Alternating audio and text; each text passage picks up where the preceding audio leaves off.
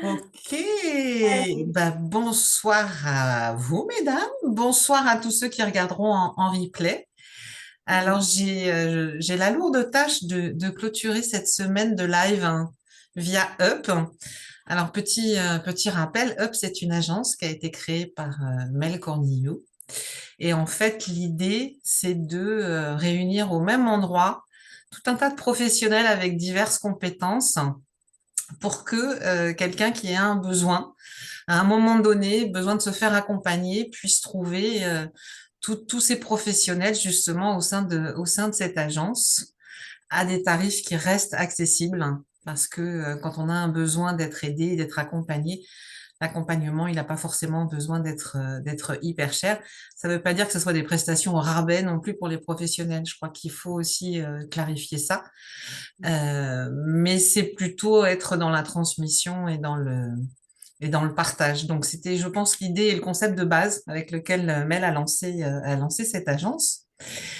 Et toute cette semaine, du 20 au 26, il y a eu, je sais plus combien on était, 26, 27, qui ont circulé et qui ont proposé des lives avec différents sujets, différentes thématiques. Et donc ce soir, moi, je vais clôturer en prenant un angle un petit peu différent, c'est que j'ai envie de parler de géopolitique, parce que je pense qu'un être humain, il n'est pas uniquement perché, il vit aussi dans un monde bien concret, bien réel, et puis il est le fruit de son contexte. Donc par rapport à ça, il y a plusieurs sujets que j'ai envie d'introduire, des sujets d'actualité contemporains, et notamment un qui est, je pense, a été un vrai catalyseur pour beaucoup de gens. C'est un épisode de pandémie, on va dire ça comme ça. Donc, il y a trois sujets que je souhaite évoquer pour voir tout ce que ça a pu susciter, provoquer chez les gens. Parce que je pense que un événement majeur comme ça au sein de l'humanité, ça arrive pas tous les jours quand même. Et on peut pas faire fi de ça et croire que ça va revenir comme avant. Moi, j'ai vu beaucoup de choses passer à ce moment-là. Et alors, ce qui est très bien, je pense, c'est que ça a provoqué des réflexes d'ouverture de conscience. Parce que moi, j'ai tendance à dire que les gens se sont retrouvés en garde à vue chez eux, puisque le 16 mars 2020, on a eu un président en place qui nous a dit nous sommes en guerre, nous sommes en guerre, nous sommes en guerre, nous sommes en guerre, nous sommes en guerre, nous sommes en guerre. Cette fois, il l'a répété. Et quand j'ai entendu ça, moi, je sais pas pour vous, mais moi, je me suis dit, mais mon gars, je suis pas en guerre, moi. Donc, ça a interpellé beaucoup de gens parce que forcément, c'était comme pas anodin du tout. Et très honnêtement, moi, j'ai eu 15 jours, 3 semaines de flottement, mais quand on a commencé à me raconter l'histoire d'un pangolin qui avait niqué une chauve-souris ou je sais plus trop dans l'autre sens, dans un marché à Wuhan, je me suis dit, mais on nous prend vraiment pour des jambons. Donc, il n'en demeure pas moins, ça c'est ma position personnelle, il n'en demeure pas moins que j'ai pu observer que le monde entier a été à l'arrêt quand même. Et ça, c'est vraiment pas neutre. Donc, ce qui m'intéresse au-delà des opinions politiques personnelles de chacun, c'est de mesurer et de voir l'impact et les traces que ça laisse encore, sachant que j'ai deux sujets, enfin deux thématiques à proposer derrière et que ces deux thématiques seront en lien, bien sûr, puisque je pense que c'est un petit peu la conséquence de ce qu'on a vécu à ce moment-là. Donc, Charlène, a priori, je ne sais pas si tu es connectée ou pas, si tu veux intervenir.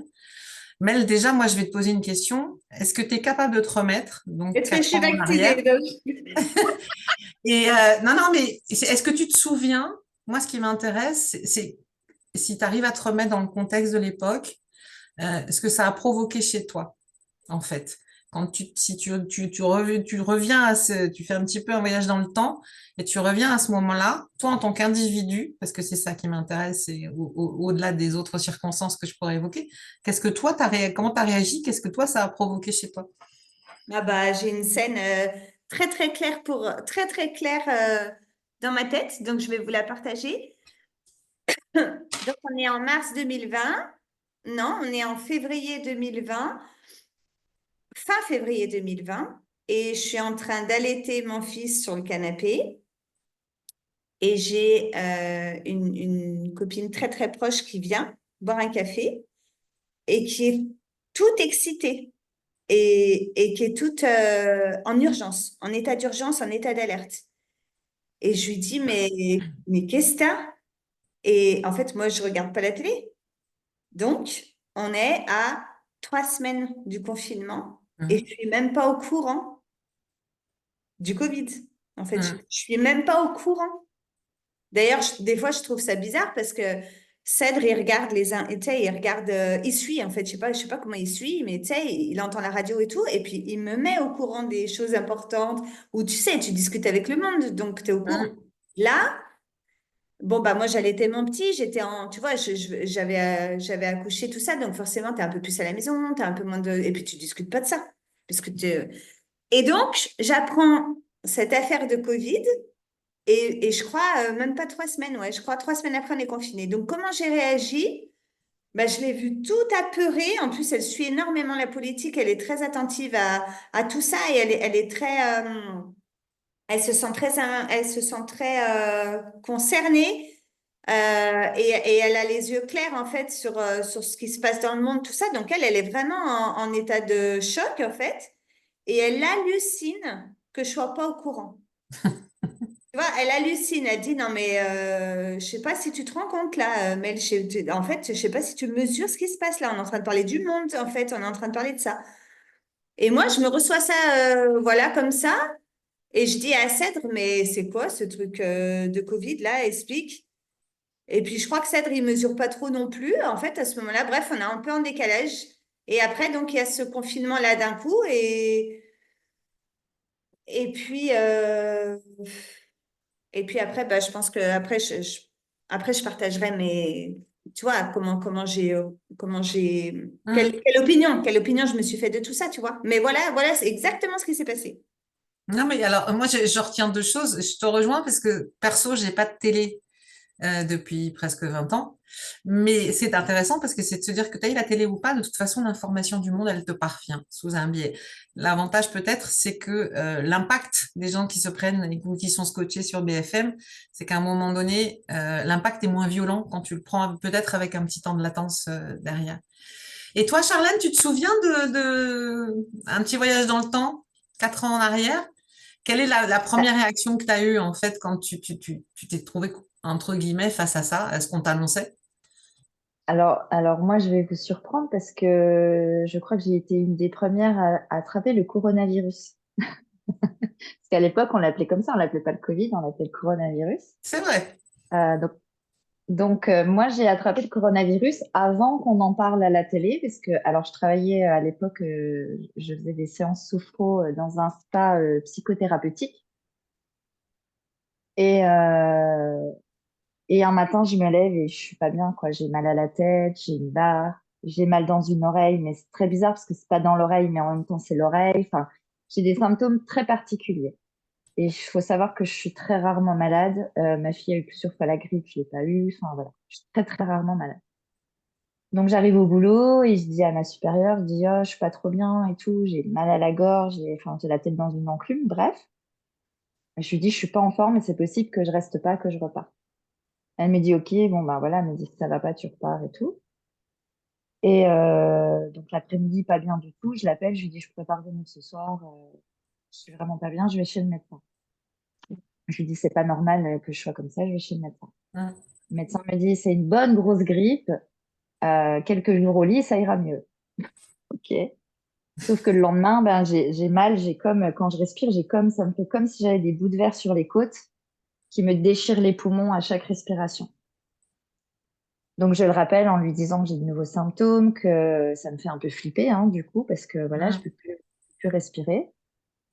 Il me dit, bon, bah, c'est la grippe, c'est sûr, c'est la grippe. Bon, bah, OK, bon, bah, voilà, de toute façon, il n'y a rien à faire, hein, quand c'est la grippe. Donc, je me soigne comme je peux, avec des tisanes, avec du miel pour me soulager, des choses comme ça. Je fais un petit peu de sophrologie, évidemment, puisque je suis déjà sophrologue. Et donc, se passe. Et ma supérieure est malade aussi, 24-48 heures après moi, elle est malade, les mêmes symptômes. Et puis, bon, ben, voilà, on se soigne, hein, une dizaine de jours comme ça, mais beaucoup de fatigue et tout. Donc, on reprend le boulot. Et un midi, on mange toutes les deux ensemble. Elle allume les infos sur la petite télé. Et là, on entend parler du Covid et des symptômes du Covid. Et là, on se regarde et on se dit, mais c'est ça qu'on a eu, non? Et du coup, elle fait des recherches et effectivement, on avait reçu un militaire qui revenait de Chine quelques temps avant. Et comme c'est un spa, il y avait beaucoup d'humidité, tout ça, nous, on a bien respiré les C'est un petits vrai bouillon de microbes à l'époque. culture. C'est bien pour Voilà, et du coup, les petits virus, voilà. les petites bactéries et tout. C'est un bon moyen, ça. Donc voilà, donc nous, on avait déjà attrapé la petite bestiole. Donc voilà, et puis bah, à l'époque, il n'y avait pas de test, il n'y avait encore pas tout ça. Mm. Donc choqué, choqué, un peu choqué. Parce qu'en plus, on l'avait eu, on ne savait pas trop ce qui en découlait, les conséquences et tout. Et surtout qu'on était encore très fatigués. Donc là, on est à presque 3 semaines après nos premiers symptômes. Enfin, oui, c'est ça à peu près, ouais. On est presque à 3 semaines après nos premiers symptômes. Et on a encore beaucoup, beaucoup de fatigue, elle aussi et tout. Et c'est comme si on n'arrivait pas à récupérer. Donc on est choqués parce qu'on se dit, bah, on ne connaît pas les conséquences de cette maladie. Il y en a qui en meurent déjà en Chine et tout. Donc, waouh, un petit coup sur la tête quand même, un choc. Mm. Donc, en fait, quelque part, si j'entends, c'est quand même la peur face à l'inconnu, si je pouvais Ouais. le résumer ainsi. Est-ce que, moi, il y a quelque chose qui m'avait interpellée, au-delà de la connaissance des virus et des coronavirus, qui sont une classe à part des virus. Euh, Moi, j'ai été ébahie, très sincèrement, c'est la docilité avec laquelle tout le monde a obéi pour se confiner. Mais elle parlait du confinement. Et par rapport à ça, c'est quand même pas neutre de comment dire, d'enfermer, je sais pas comment le bon mot, euh, la population mondiale. Quand on y réfléchit, c'est quand même un truc de fou. Et tout le monde a obéi. Moi, c'est ça qui m'a ébahi, parce que je me suis dit, mais quand même. Alors, peut-être que j'ai quelques connaissances sur les virus eu égard à mes études, donc j'ai peut-être moins flippé que la majorité des gens, mais au-delà de ça, je me suis dit comment cette gouvernance dans tous les pays du monde a réussi à faire admettre aux gens qu'il y avait un danger. Parce que la question derrière, c'est que c'était un danger mortel. Tu l'as évoqué, Charlène, c'est qu'en fait, on vient jouer sur la peur, et une des peurs, c'est la peur de la mort, qui est quand même la première. Après, tu as presque la peur d'avoir peur aussi, qui est encore pas mal, celle-là, mais qui est bien, bien vicelarde. Mais là, tu avais quand même la peur de la mort, et tous les leviers ont été activés. Moi, à l'échelle mondiale, c'est quelque chose qui m'a scotché, franchement. Et je me suis dit, mais j'adore l'être humain, donc c'est quelque chose qui me passionne depuis très longtemps. Et je me suis dit, quels sont les mécanismes qui ont fait que tout le monde se soumette, en fait. Je sais pas, est-ce que vous y avez pensé à ce moment-là? Est-ce que ça vous a pas interpellé plus que ça? Comment vous l'avez vécu, ça? Ah, je pense qu'il y a eu des Ah, périodes. Ah, vas-y, Charlène, vas-y. pour être bon. Moi, je me suis rendu compte quand, parce que moi, je me suis installée en cabinet en libéral au deuxième confinement. Et en fait, entre les deux confinements et après le deuxième confinement, ce que j'ai pu voir, c'est que ça avait réactivé, mais vraiment des mémoires très archaïques, très, très archaïques. Donc, Ah, c'est je pense que marrant, ça ça. peut être, ouais, ça peut être, je pense que c'est un des leviers qui a été actionné, où j'ai reçu beaucoup de gens dans l'anxiété, alors qu'ils n'étaient pas forcément non plus avant, tu vois. Et c'est comme ça que j'ai remarqué que ça pouvait être des blessures très archaïques. Alors là, j'ai pas forcément d'exemple là qui me vient tout de suite. Euh, je sais que c'était beaucoup de l'anxiété, des gens qui me disaient je suis hyper anxieux maintenant de sortir de chez moi, alors qu'avant ça n'existait pas. J'allais au travail, je faisais plein de choses et maintenant, limite, j'ai peur de sortir de chez moi. Voilà, il y avait des choses et je trouvais que c'était très, très archaïque dans leur façon de l'exprimer et tout ça. Voilà, ça, c'est ce que j'ai pu remarquer. Si on parle de levier, de choses comme ça, c'est quelque chose que j'ai beaucoup remarqué. Ça peut En fait, faire quelque chose écho de très aussi avec, archaïque. et ça on l'a tous, hein, les mémoires de guerre, les mémoires de manque, les mémoires de Ouais, plein c'est de ce que choses. j'allais dire aussi, ouais, des mémoires transgénérationnelles même aussi, hein, certains pouvaient, ouais. Et Ouais, toi, bah, Mel, moi t'as pas sans recul, choqué que tout le monde obéisse, que tout le monde dit OK, bah on reste chez nous. je crois pas à cette période-là, à ce moment-là, parce que pour moi, il y a vraiment eu plusieurs phases. Mais je crois Enfin, j'ai des souvenirs, j'ai des bribes en fait. J'aimerais bien reconstituer ça d'ailleurs. Ça serait intéressant que je reconstitue tout ça parce que j'ai vraiment eu le sentiment de phase, moi. Mais moi, je me rappelle d'une période où j'ai marché dedans, à avoir très très peur. C'est quand des personnes âgées sont mortes. C'est quand il y a eu des rassemblements, En fait, il y a eu une histoire dans mon village et ça m'a vraiment fait quelque chose. En plus, c'était connaissance de connaissance, tu sais. Et en fait, le gars avait le Covid et il est allé à un repas de famille d'une vingtaine de personnes. Et il y avait, donc c'est un homme de 50 ans à peu près. Euh, et en fait, il est allé à ce repas de famille et il y avait ses beaux-parents.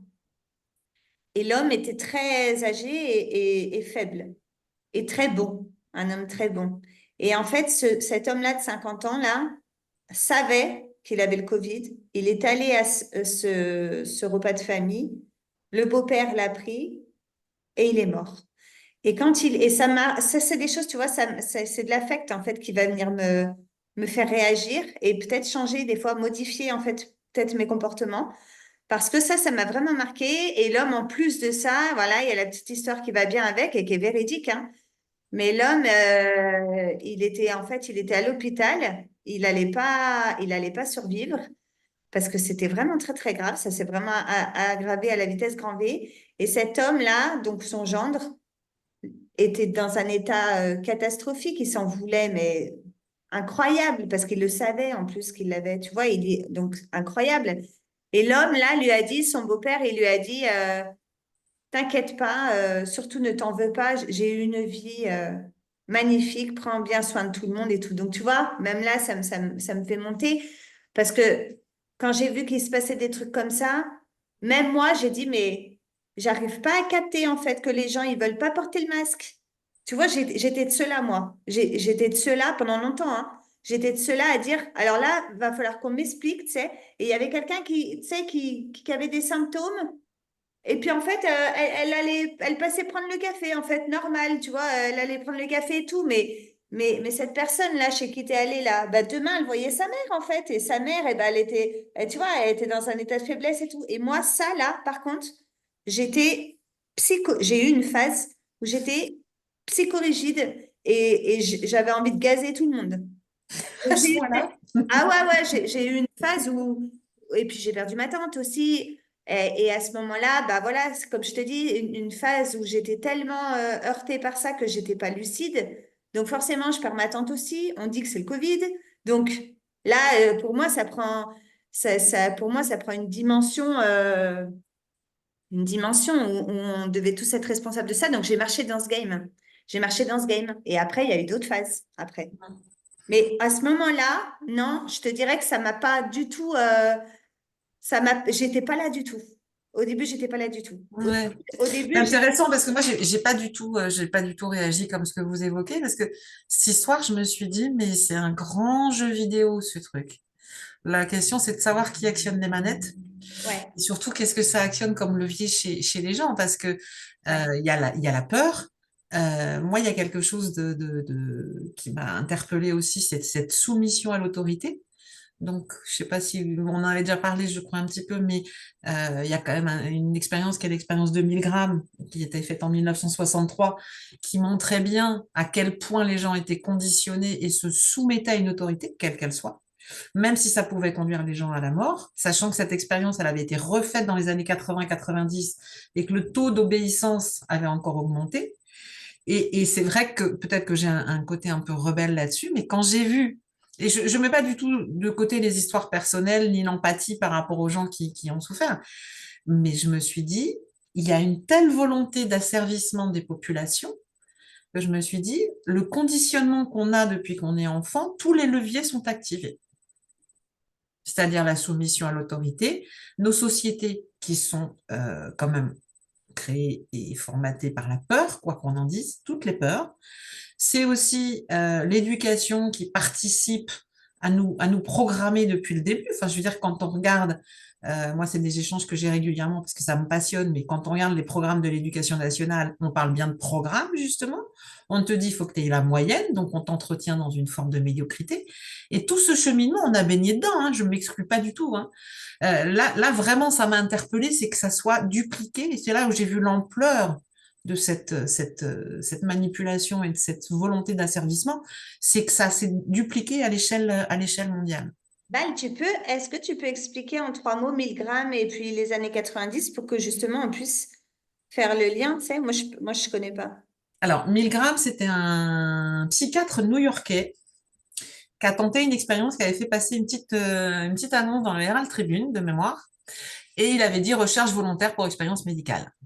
Et je vais faire bref parce que je veux pas décrire tout le protocole, mais l'idée, c'était de dire, euh, de tester justement cette soumission à l'autorité. Et donc, il avait les volontaires qu'il a rémunérés et il avait des comparses, on va dire. Donc, il y en avait un qui jouait le rôle d'un médecin. Et le test était de dire, voilà, cette personne, il y avait c'est un patient qui était sur une table, on veut tester comment dire, la résistance de l'humain aux décharges électriques.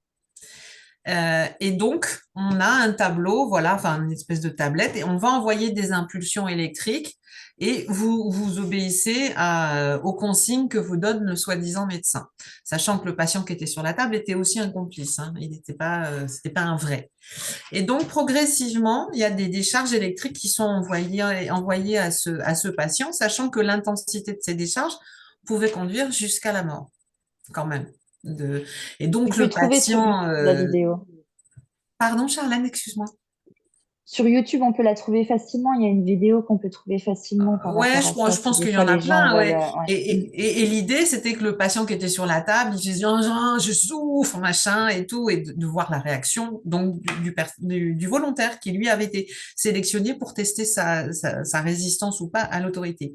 Et sur cette expérience et sur la somme des volontaires, il y en a eu 63% qui ont obéi au médecin et qui ont appuyé sur le bouton impulsion qui peut mener à la mort, c'est-à-dire crise cardiaque quelque part par rapport à la violence de l'impulsion électrique qui a été envoyée. Et donc, cette même expérience, elle a été refaite dans les années 80-90 dans plusieurs pays en Europe, notamment. Je crois qu'il y avait la Pologne, il y avait, je ne voudrais pas dire de bêtises. Hein. Et donc, en fait, la différence, c'est que là, si on était en 1963 à 63% d'obéissance à l'autorité, dans les années 80-90, on était passé, selon les pays, entre 70 et 80%. Et cette expérience, elle est intéressante en ce sens, parce que là, le gouvernement a dit, vous restez chez vous, personne n'a bougé une oreille, en jouant sur la peur, en jouant aussi, ce qu'évoquait Mel par rapport aux personnes, sur aussi un levier qui est très puissant, qui est le levier de la culpabilité. C'est-à-dire qu'à un moment donné, on est toujours en train de te faire culpabiliser pour tout le temps, pour tout, alors des choses plus ou moins importantes, plus ou moins anodines, d'autres choses plus graves. Et ce que tu évoquais par rapport à cette personne âgée, moi, j'ai trouvé une campagne de pub, mais que je trouve personnellement particulièrement dégueulasse. C'est aussi toutes les pubs qu'on a fait aux enfants en disant tu vas tuer papy-mamie si tu mets pas ton masque. Je sais pas si vous vous souvenez de ça. Il y a eu toute une campagne de pub où à un moment donné, déjà, on ne pouvait pas inviter X personnes chez soi. Hein, on était quand même limité à un moment donné. Il y a aussi le fait que les enfants qui étaient déjà masqués, alors ça, moi, je trouve ça particulièrement scandaleux parce que c'est une génération sacrifiée à mes yeux. Mais en plus de ça, les gamins ont commencé aussi, et comme pour les parents d'ailleurs, à appuyer sur le levier de la culpabilité en disant, bah, si papy et mamie tombent malades parce qu'ils sont vieux, c'est de ta faute. Est-ce que vous imaginez les dégâts que ça peut faire sur la psyché d'un enfant? Ça, c'est un truc, c'est pour ça que je trouve ça particulièrement salopard. Mais là, mes propos n'engagent que moi, hein. Je ne demande pas à ce qu'on soit forcément d'accord. Mais par rapport à tout cet engagement du développement personnel, de la croissance personnelle, etc., j'aime bien zoomer, dézoomer, c'est-à-dire qu'il y a l'individu, mais c'est aussi, c'est pour ça que je voulais parler de la géopolitique, parce que ça a un impact majeur, quoi qu'on en dise. Et l'impact majeur qu'il y a eu derrière, c'est que des gens n'avaient qu'une envie, c'était de revenir à leur vie d'avant, entre guillemets. Donc, ils ont aussi accepté un certain nombre de choses derrière, notamment une injection qui aujourd'hui encore va faire des dégâts. C'est pour ça que je dis c'est des événements que l'on vit et que quelque part, on peut subir aussi, parce que il y a une vraie volonté. Et là aussi, je m'engage et je vais être peut-être un petit peu radicale par rapport à d'habitude, parce que je l'exprime rarement en public, mais je pense qu'il y a une vraie volonté et d'asservissement et de destruction. Donc, on peut le voir à titre individuel, à titre collectif au niveau d'un pays ou du monde. Et puis après, on pourrait même élargir le débat avec des forces et des énergies beaucoup plus sombres. Et moi, ces forces-là, je les appelle des forces anti-vie. Parce qu'on n'est même plus dans un mode survie, on est dans un mode de vraiment une vraie volonté de destruction, ce que j'appelle l'anti-vie. Donc, le but, c'est pas d'avoir des propos anxiogènes, c'est d'effectivement proposer à chacun de réfléchir par rapport à tous ces événements qui sont à la fois du collectif mondial, comment on se les rapporte à titre individuel également. Et le Covid en a été un parfait exemple. Mais les conséquences du Covid, on se les mange encore aussi. Faut pas se raconter d'histoire. Parce qu'il y a des gens, malheureusement, euh, c'est peut-être brutal ce que je vais dire, mais qui se sont fait picouser ou même dans les familles. Je veux dire, c'est pas pour rien qu'aujourd'hui, on commence à avoir ou des maladies auto-immunes, ou des turbocancers, ou des crises cardiaques chez des jeunes de moins de 20 ans. Il y a eu plus de 2000 sportifs quand même en France qui sont morts notamment sur des terrains de foot, etc., etc. Et c'est là où c'est grave, et c'est là où la souveraineté individuelle, c'est de se dire, OK, cet événement, pour moi, il a servi de catalyseur. Il faut que les gens reprennent leur pouvoir et leur puissance et ne pas accorder plus de crédit que nécessaire à ces gens qui aujourd'hui dirigent les populations. Parce que ces gens-là ne veulent pas du bien aux populations. Je crois que et là je suis vraiment affirmative là-dessus, c'est que tant que les gens n'auront pas compris ça, à un moment donné, les choses seront bancales. Alors on vit dans des systèmes, bien sûr, on peut pas faire fi de ça, mais on a un vrai pouvoir qui, à mes yeux, est le pouvoir de dire non. Parce que en ayant assumé son pouvoir de dire non, on peut aussi dire oui à autre chose. À oui à ce qu'on veut, oui à qui on a envie d'être, oui à comment on a envie de vivre. Et Attends, on a voulu nous l'enlever aussi. Parce que si tu n'étais pas vacciné, tu pouvais pas faire telle activité, tu pouvais pas aller dans tel lieu. Donc, tu vois, même ça, le fait de dire, tu vois, de dire oui à autre chose ou non. Mais Ouais. après, c'est des choix individuels. Moi, j'y étais confrontée, par exemple, où j'ai eu de grandes discussions avec mon fils qui, lui, s'est fait picouser. Et moi, j'ai refusé parce que je pense on a parlé des peurs, on a parlé de la souveraineté. Moi, ce qui m'inquiète et ce qui m'a inquiété et pas m'inquiète, mais me pose vraiment question, c'est qu'on touche à l'intégrité, à l'essence même de la personne. Et à partir du moment où tu touches à l'intégrité de quelqu'un, et donc là, en l'occurrence sur son système immunitaire, mais ça a d'autres conséquences peut-être ailleurs, euh, on délègue notre pouvoir à une autre autorité là aussi. On délègue à un système, et ça, je trouve ça dangereux parce que les intentions de ce système ne sont pas bienveillantes, loin s'en faut. Et c'est pour ça que je voulais parler de ça parce que ça a un impact majeur encore.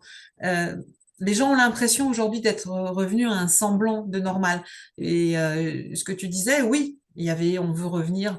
Est-ce que tu mets en cause ton intégrité pour voyager ou pour aller boire un café en terrasse? Bah non. Moi, personnellement, ça a été non. Oui, mais il y en a plein qui l'ont fait. Mais je sais, moi, ça a été le cas de mon fils.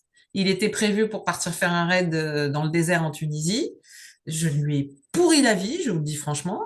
Parce que par rapport à ça, je me suis dit, mais pour un séjour de 8 jours pour ton raid, tu mets en péril ton intégrité physique. Ouais. Après, c'est aussi mon fils, je lui ai laissé son libre arbitre. Je lui ai dit, t'es un grand garçon, tu prends ta décision en conscience, et si un jour tu as besoin d'aide, je serai là. Mais c'est un vrai sujet parce que je pense que les conséquences directes aussi de cet événement, c'est qu'il y a eu des conflits majeurs dans les familles. On a eu les pros, on a eu les anti, et ça continue, hein. De façon insidieuse, ça continue encore aujourd'hui. Il y a des familles qui ont éclaté. Les autres conséquences des confinements, c'est qu'il y a des gens, il y a toujours le côté négatif et le côté positif, c'est qu'il y a des couples qui ont éclaté. Il y a des familles qui se sont dit, mais c'est du grand n'importe quoi. Il y a des gens qui se sont dit, moi, je veux pas vivre comme ça parce que j'ai un job de merde, donc j'ai envie de faire autre chose, etc. Et les conséquences ont été majeures. chacun à son niveau, en fonction de son histoire, etc., etc. Et je pense on peut pas faire fi de cette partie géopolitique. C'est pour ça que je voulais revenir dessus. Euh, Après, par rapport à ça, je pense que le côté négatif, c'est tous ces aspects-là qu'on va encore se manger pendant quelques temps. En revanche, ça a permis aussi ces prises de conscience. C'est ça que j'ai trouvé beau. Le paradoxe, il était là aussi, moi je trouve, parce que les gens se sont dit, mais attends, qu'est-ce que je veux faire de ma life? Je suis qui? Parce que je suis qui et je fais quoi? On se l'est tous posé cette question. Et par rapport à ça, il y a encore des cheminements parce que on va arriver au deuxième sujet que je voulais évoquer, c'est que dans la poursuite de ça, j'avais dit que c'était la lettre D, et en l'occurrence, c'était l'élection de Donald Trump dont je voulais parler, récente, qui a suscité énormément de controverses. Et je pense que cette élection-là, elle est aussi un tournant majeur au niveau de l'humanité, même si en France et en Europe, on n'en a pas forcément conscience, mais ça en aura un impact, si tu veux. Moi, je ne sais pas si tu t'y intéresses ou si c'est quelque chose que tu as suivi ou pas du tout. En revanche, moi, j'ai eu des échanges. C'était encore, là aussi, j'ai retrouvé la même. Pourquoi je parle de ce deuxième exemple? C'est que il y a eu les mêmes violences et les mêmes virulences de débat quand les gens en ont parlé. C'était vraiment en opposition. En gros, t'es dans mon clan, t'es pas dans mon clan. Mais pour moi, le débat, il se pose pas en ce sens-là, si tu veux, tu vois. C'est de se dire, OK, je sors de ma petite personne et qu'est-ce que ça va avoir comme impact, là Mm. aussi, au niveau de l'humanité. Ouais, c'est vrai. Après, moi, je te dis, vu que j'ai pas la télé et que en fait, je fais partie c'est à tort ça, hein, ce que je vais dire, hein. C'est à tort, mais parce que je le pense vraiment, hein. C'est pas parce que les gens disent ça. Moi, je pense vraiment que c'est un tort de pas me tenir au courant de l'actualité. Je trouve que ça a énormément de bénéfices pour moi. À court terme, ça veut dire au quotidien, j'ai pas besoin de tout ça. Par contre, sur du long terme, je trouve que c'est vraiment un tort, bah, pour les mêmes raisons pour lesquelles tu fais ce live. On peut pas être en dehors, je trouve, tu vois, de l'actualité et de savoir tout ça, parce que sinon, on peut pas en fait prendre conscience de certaines choses et puis on peut pas, c'est comme si on n'était pas dedans. Donc Trump, j'ai pas, bah lui c'est pareil, tu vois, j'ai su les élections et en fait on était l'après-midi et ça allait se faire le soir. Ouais, bah oui, parce que je sais plus quand est-ce que Tu c'était vois? le 4, le 6, je sais plus trop Ça quand s'est est-ce fait que dans c'est. la nuit, ça s'est fait dans la Oui, c'est nuit. ça, ouais. Bah, moi, j'ai été au courant à l'après-midi. Mm. Et toi, Charlène, hein, tu es bien silencieuse. J'arrive, Lucie. Je t'en prie. Oui, alors bah oui, moi la politique, c'est vraiment pas, c'est un monde dans lequel j'arrive. Alors j'ai déjà essayé hein, de comprendre ou d'y intéresser, ou en tout cas d'y porter un intérêt, parce que un petit peu comme Mel, je vois bien que par moments ça peut me causer du tort entre guillemets. Mm. Euh, Après, effectivement, j'ai l'impression pour moi c'est un monde à part. Tu vois, je sais pas trop comment l'expliquer. Non, mais je comprends. Ouais, bien sûr. C'est vraiment un monde dans lequel je n'arrive pas à rentrer, à entrer. Ouais, ouais.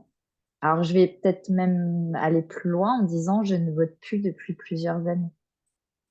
Ah, mais je comprends très bien. Voilà. Mais si Alors, tu veux, c'est ma façon d'exprimer quelque chose. Hein. bien sûr, bien sûr. Et là aussi, tu vois, la dualité, elle va se présenter parce que moi non plus, je vote plus, alors que je viens d'une famille.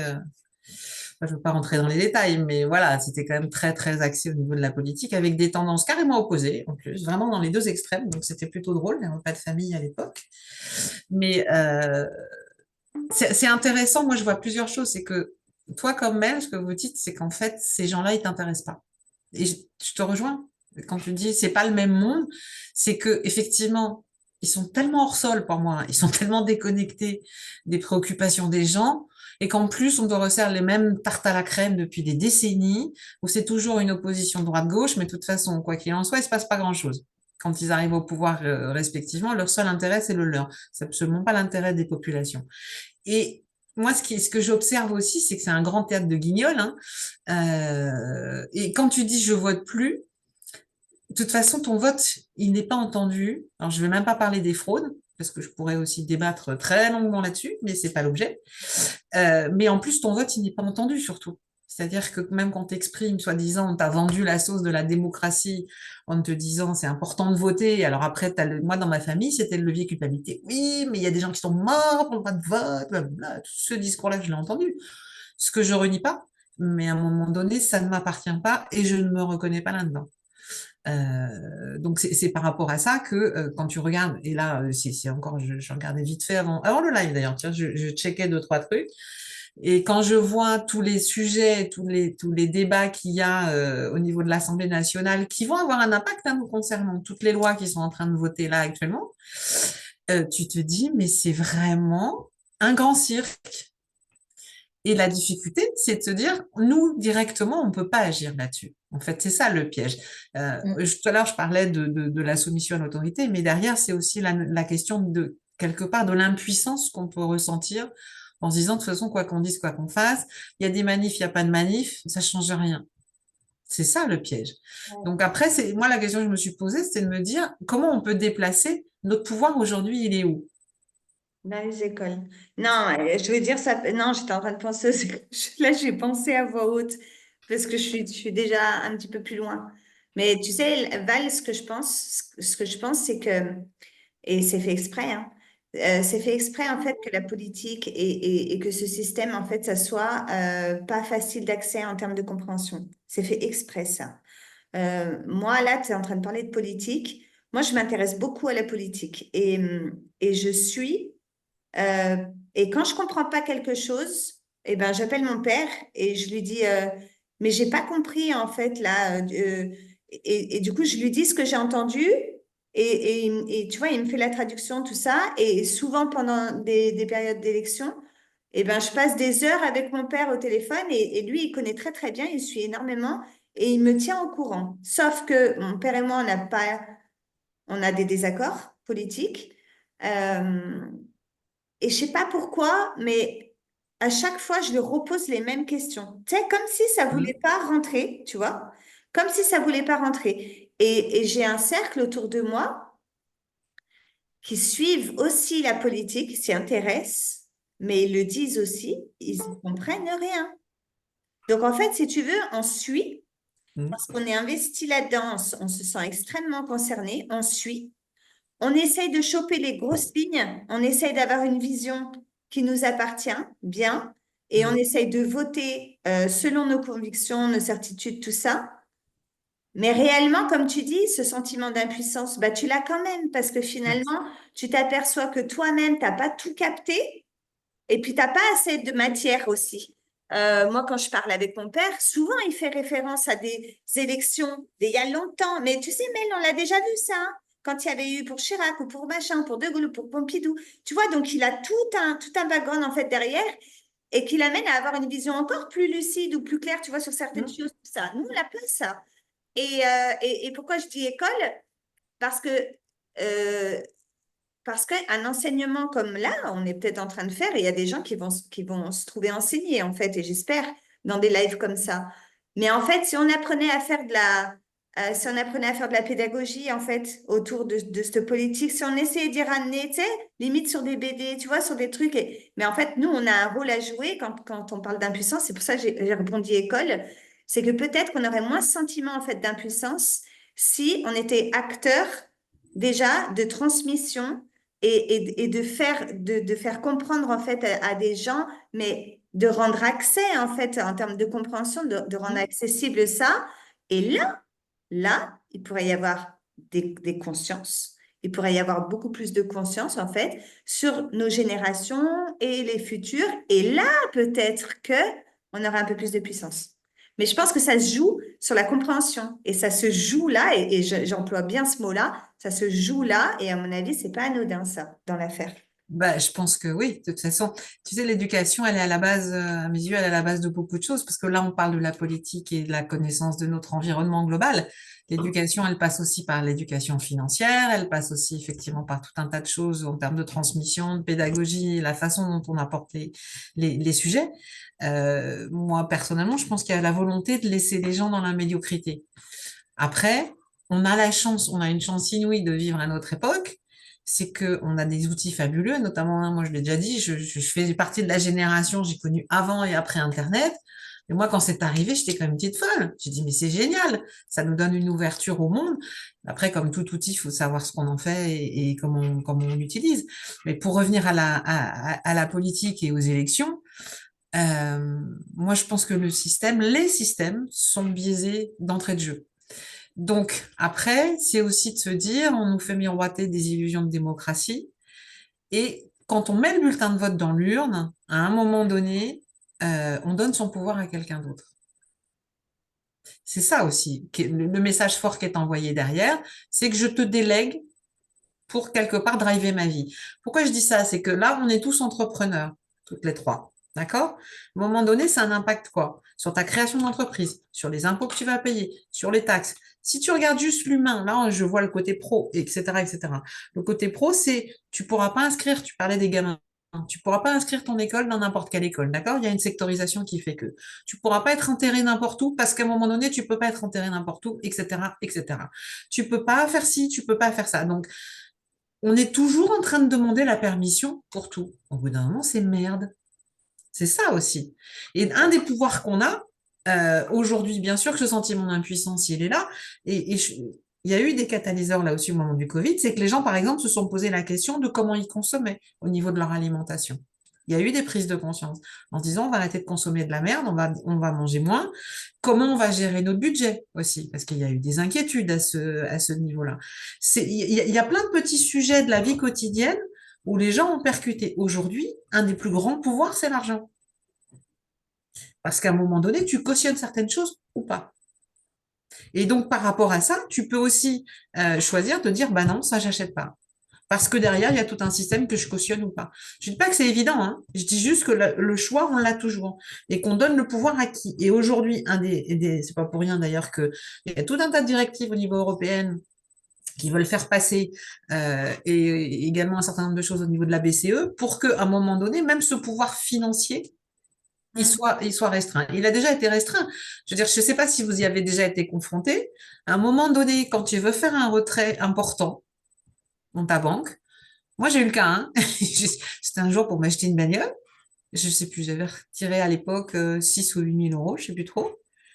Et j'ai quand même eu quelqu'un de la DGACRF, là, la répression des fraudes, qui me dit c'est pour faire quoi? Mais j'ai dit ça peut vous faire. Ça peut faire quoi? Je dis je l'ai pas volé mon argent. Donc j'ai pas de. Je dis vous faites ce que vous voulez parce qu'il y a quand même des lois qui te le plafonnent à 10 000 euros. À un moment donné, tu peux pas faire n'importe quoi. Là aussi, c'est insidieux. Je vais vous donner un exemple. Un des systèmes qu'on utilise quand on est entrepreneur en général, c'est Stripe. Par rapport à ça, à un moment donné, maintenant on te dit oui, mais voilà, le nombre de virements que tu peux faire, il est de temps. Tu as telle banque, tu peux pas faire un virement de plus de. Alors il y a des variantes selon les banques, mais de toute façon, c'est toujours sous le radar de 10 000 euros. Et même quand tu veux retirer tes sous, ça a un impact. Et en fait, moi, ce qui m'intéresse, c'est à la fois de rentrer dans le point de détail et après de dézoomer, et puis surtout de connecter les points. Et que les choses ne sont pas anodines. C'est pas pour rien qu'on nous parle de l'euro numérique, etc., etc. Pourquoi je parlais de Donald Trump, c'est que quand Donald Trump, avec son MAGA, Make American Great Again, ça va être au détriment de l'Europe. Faut le savoir quand même. Parce que l'Europe, à un moment donné, va être le vassal des États-Unis et que ce qui se passe sur un certain nombre de choses, alors je ne vais pas rentrer dans le détail de ce qui se passe en Ukraine, au Moyen-Orient, etc., etc., mais là aussi, quand on connecte un petit peu les points, on va se rendre compte que Trump, il va être très bien pour certaines choses parce qu'il y a plein de révélations qui vont se faire et je pense que malheureusement, beaucoup de gens ne sont pas encore prêts. Et je dis ça sans me prendre la tête ou me la péter ni quoi ni qu'est-ce, c'est qu'à un moment donné, on est dans des systèmes, quand je disais qu'ils étaient biaisés, qui sont violents, etc., etc., les gens ne sont pas prêts. Mais il va privilégier son pays. Et Moi, donc, ce à un que j'aime moment bien, donné, ce que j'aime bien chez toi, Val, c'est que c'est pour ça, euh, quand je t'entends dire, je dis pas ça pour me la péter et tout ça. Moi, ce que j'aime bien, Val, chez toi, c'est que tu parles avant, tu parles pas après. Et en fait, on fera rien avec des gens qui parlent après. je n'ai pas compris quand tu dis qu'il parle après. Explique-moi. Moi, je trouve que c'est important qu'il y ait des gens comme toi qui parlent avant que les choses, elles arrivent. Ah, pardon. Ah, Oui, parce que d'accord. Non, j'avais pas compris. en Ouais. fait, on s'en va nulle part si on parle après. Et toi, je sais que tu es quelqu'un qui est comme ça. Tu es quelqu'un qui observe, qui analyse, et puis qui parle avant, en fait. Et ça, c'est hyper important qu'on le fasse. Moi, je sais pas. Réellement, en fait, j'ai pas de clarté en fait là-dessus. Je sais juste que je m'en rappelle, c'était en quelle année qu'il y a eu, tu sais, l'euro, tu vois, qu'on était à fond dedans là. C'était avec Sarkozy là. L'Europe, tu sais, on en a fait tout un truc là. 2005. 2005, ok? Alors, on dit avec le référendum? Ouais, Ou alors pas. donc, du coup, j'avais quoi, 18 ans alors? Et ben quand j'avais 18 ans, je me rappelle que quand il y a eu tout ça là avec l'Europe, j'avais dit à mon père que j'avais peur. Et parce que je sentais en fait que ça allait être lourde de conséquences, l'histoire. Et lui, il m'expliquait que c'était une force en fait, tu vois, de se rassembler, et, tu sais, d'être plus de pays, tout ça. Ben, moi, je suis pas convaincue de ça, tu vois. Bah, tu sais, en plus, c'est là où alors moi je l'ai vécu parce que j'ai pris le temps à l'époque, donc déjà je m'y intéressais un petit peu. On avait tous reçu dans la boîte aux lettres parce que c'était un support papier à l'époque, un énorme pavé, notamment avec le traité de Maastricht que c'était, etc. Donc j'avais pris le temps de le lire à l'époque et j'avais voté non, moi, tu vois. Mais de toute façon, que tu votes oui ou non, ils en ont rien à foutre et ils l'ont fait passer quand même. Il faut savoir qu'un des mecs qui était pro-européen à l'époque, c'est celui qui est Premier ministre aujourd'hui en France quand même. Faut juste pas l'oublier. Donc, il n'est pas du tout pour des intérêts locaux, etc. Après, tu peux aussi élargir le débat en disant les frontières, ça reste des structurations humaines, qu'à la base, la planète, elle n'en a rien à foutre des frontières, quoi. Mais au-delà, après, ça dépend quel niveau de perspective tu prends. Mais au-delà de ça, euh, quand tu vois tout ce qui se passe à Bruxelles, et si je refais un petit flashback aussi, tous les scandales qui vont sortir avec Van der Leyen, avec Pfizer, et qui sont déjà sortis, mais qui vont avoir... Ces gens-là, je ne pense qu'un jour, ils ne seront jamais punis. Mais si à un moment donné, les gens peuvent prendre conscience de certaines choses et que pour eux, leur intérêt, qu'ils leur ramènent à eux et à leur souveraineté et à de se dire, OK, moi, je donne pas mon pouvoir à ces gens-là, c'est ça, en fait. Parce que la différence aujourd'hui, c'est qu'il y a combien de personnes qui prennent des décisions? Allez, quelques milliers. Pour combien de personnes qui sont directement impactées derrière? Ça se chiffre en centaines de millions. Mm. Je veux dire, si tu prends l'Union européenne. Sachant que les mecs qui sont à Bruxelles, c'est des mecs qui ne sont même pas élus en plus. Donc en termes de démocratie, il y a mal donne à mes yeux. Mais voilà, ça fait partie. Alors, aussi, je ne veux pas trop partir dans ces échanges-là. Mais c'est des choses aujourd'hui. euh, Là aussi, les intérêts des individus ne sont pas préservés. Mais on a notre part de responsabilité, c'est ça qu'il ne faut pas occulter, c'est qu'à un moment donné, on a laissé faire. Et aujourd'hui, je pense que le seul pouvoir qui nous reste, c'est le pouvoir financier. Parce que le pouvoir des urnes, pour moi, il ne sert à rien. On a bien vu comment ça se passe. Aujourd'hui, ça ne sert à rien. Donc, c'est de se dire comment je peux l'utiliser, ce pouvoir. C'est ça. Et quand je parlais de l'élection de Donald Trump, c'est que il va y avoir, quand tu vois la fine équipe entre Robert Kennedy et Elon Musk, il a pris, sans compter d'autres qui sont nommés dans d'autres instances, notamment FBI, Sénat, etc., et le ménage qui va être fait, il va y avoir des choses monstrueuses qui vont sortir. On commence tout doucement à en parler en France sur tous les réseaux pédophiles, sur tous les réseaux de censure, etc., etc. Mais quand les gens vont si tu t'y es pas intéressé à un moment donné, que tu te prends ça, tu te prends le pavé dans la gueule, comme ça, directement, c'est violent. C'est vraiment violent. Et donc, quand on va découvrir qu'il y a tout un tas de réseaux de trafic d'enfants, de trafic d'organes, de pognon, enfin, je veux dire, il y a eu des scandales cet été, mais là aussi, les éléments sont tellement disparates. Quand je parlais de connecter les points, c'est ça, c'est que tu fais pas les connexions entre tout ça. Mais Ouais. au contraire, à la différence de ça, c'est pour ça que c'est difficile d'avoir une vision globale. Mais ces gens-là, ils fonctionnent en réseau. Mais il y a eu quand même des valises. Toi, on te dit, tu n'as pas le droit de sortir plus de 10 000 euros. Par contre, tu as des mecs qui sont avec des valises de 300 000 ou 400 000 euros qui se font gauler dans leur chambre d'hôtel. Expliquez-moi le délire, là. Voilà, c'est des petits trucs qui sortent de façon sporadique, mais là aussi, ça correspondait à des scandales qui étaient en cours parce qu'il y avait d'autres réunions qui étaient en lien avec l'Union européenne, etc., etc., etc. Donc, tu peux te dire, j'ai pas la preuve, j'étais pas là, mais tu peux te dire, il sert à quoi cet argent en cash? C'est pour faire quoi? C'est un bac chez voilà. Et donc, la corruption, elle est à toutes les échelles. C'est ça aussi. Donc, en général, c'est quoi? La corruption, tu dis, c'est quand tu regardes bien, et c'est très difficile d'avoir une opinion la plus objective possible. En général, c'est ou un détournement de fonds, en général de fonds publics, ou un scandale de pépettes, ou un scandale de cul. En général, c'est ou l'un ou l'autre. Quand tu veux dégager quelqu'un, c'est comme ça que tu le fais dégager. Mais après, nous, ces gens-là, On vit pas, et ils ont beaucoup de mépris en plus, faut pas se leurrer. Ils ont beaucoup de mépris pour les populations. C'est pas pour rien que tu avais un mec comme Hollande qui a traité les Français quand même de sans dents. T'as un Big Mac qui, il y a quelques mois, traitait les gens, mais les gens qui sont dans la rue ne sont rien. Il y a une négation de l'essence même de la personne. Faut pas se leurrer. Je pense que là-dessus, il y a encore des prises de conscience à d'autres niveaux peut-être à faire, quand même, tu vois. Et donc, derrière, c'est quoi? C'est de se dire, n'attendre rien, ces gens-là. N'attends rien. Tu fais ta life, tu construis tes choses. Par contre, tiens-toi informé. Parce que derrière, il y a une vraie volonté de destruction, malheureusement. Et là, tu pourrais remonter sur des énergies beaucoup plus éthérées, on va dire. Mais le live va être trop long si je parle là-dedans. Et donc, je vais juste finir sur Donald Trump. Donc, sa prise de fonction, je crois que c'est le 20 ou le 25 janvier qui aura la nomination. Là, il faut quand même rester lucide et vigilant parce que je ne sais pas si vous l'avez remarqué, mais il y a une accélération d'un certain nombre de choses. Il n'y a pas du tout un apaisement à la différence de ce qu'on veut nous faire croire. Et que c'est pas pour rien qu'on a tenté de l'assassiner quand même, le gars. On va tout faire pour qu'il n'arrive pas au pouvoir.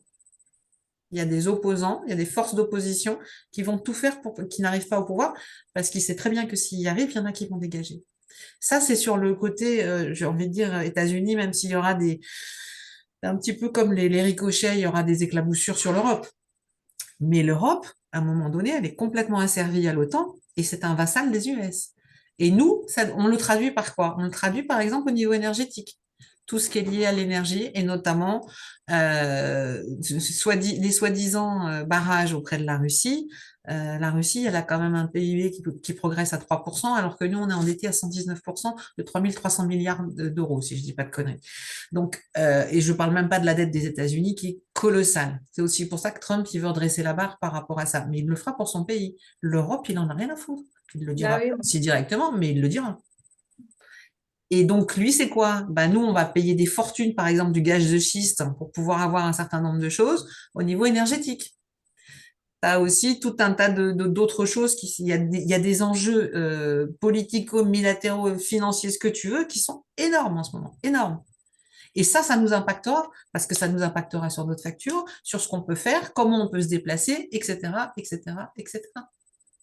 Et c'est là où ça peut être important je crois en tous les cas, mais le regarder avec détachement, parce que si on tombe dans la psychose, comme tu disais, où c'est super anxiogène, avec la peur, on peut rien faire, machin. Si, tu fais ta vie, tu te tiens informé, mais tu ne leur donnes pas ni plus de temps, ni plus d'énergie que nécessaire.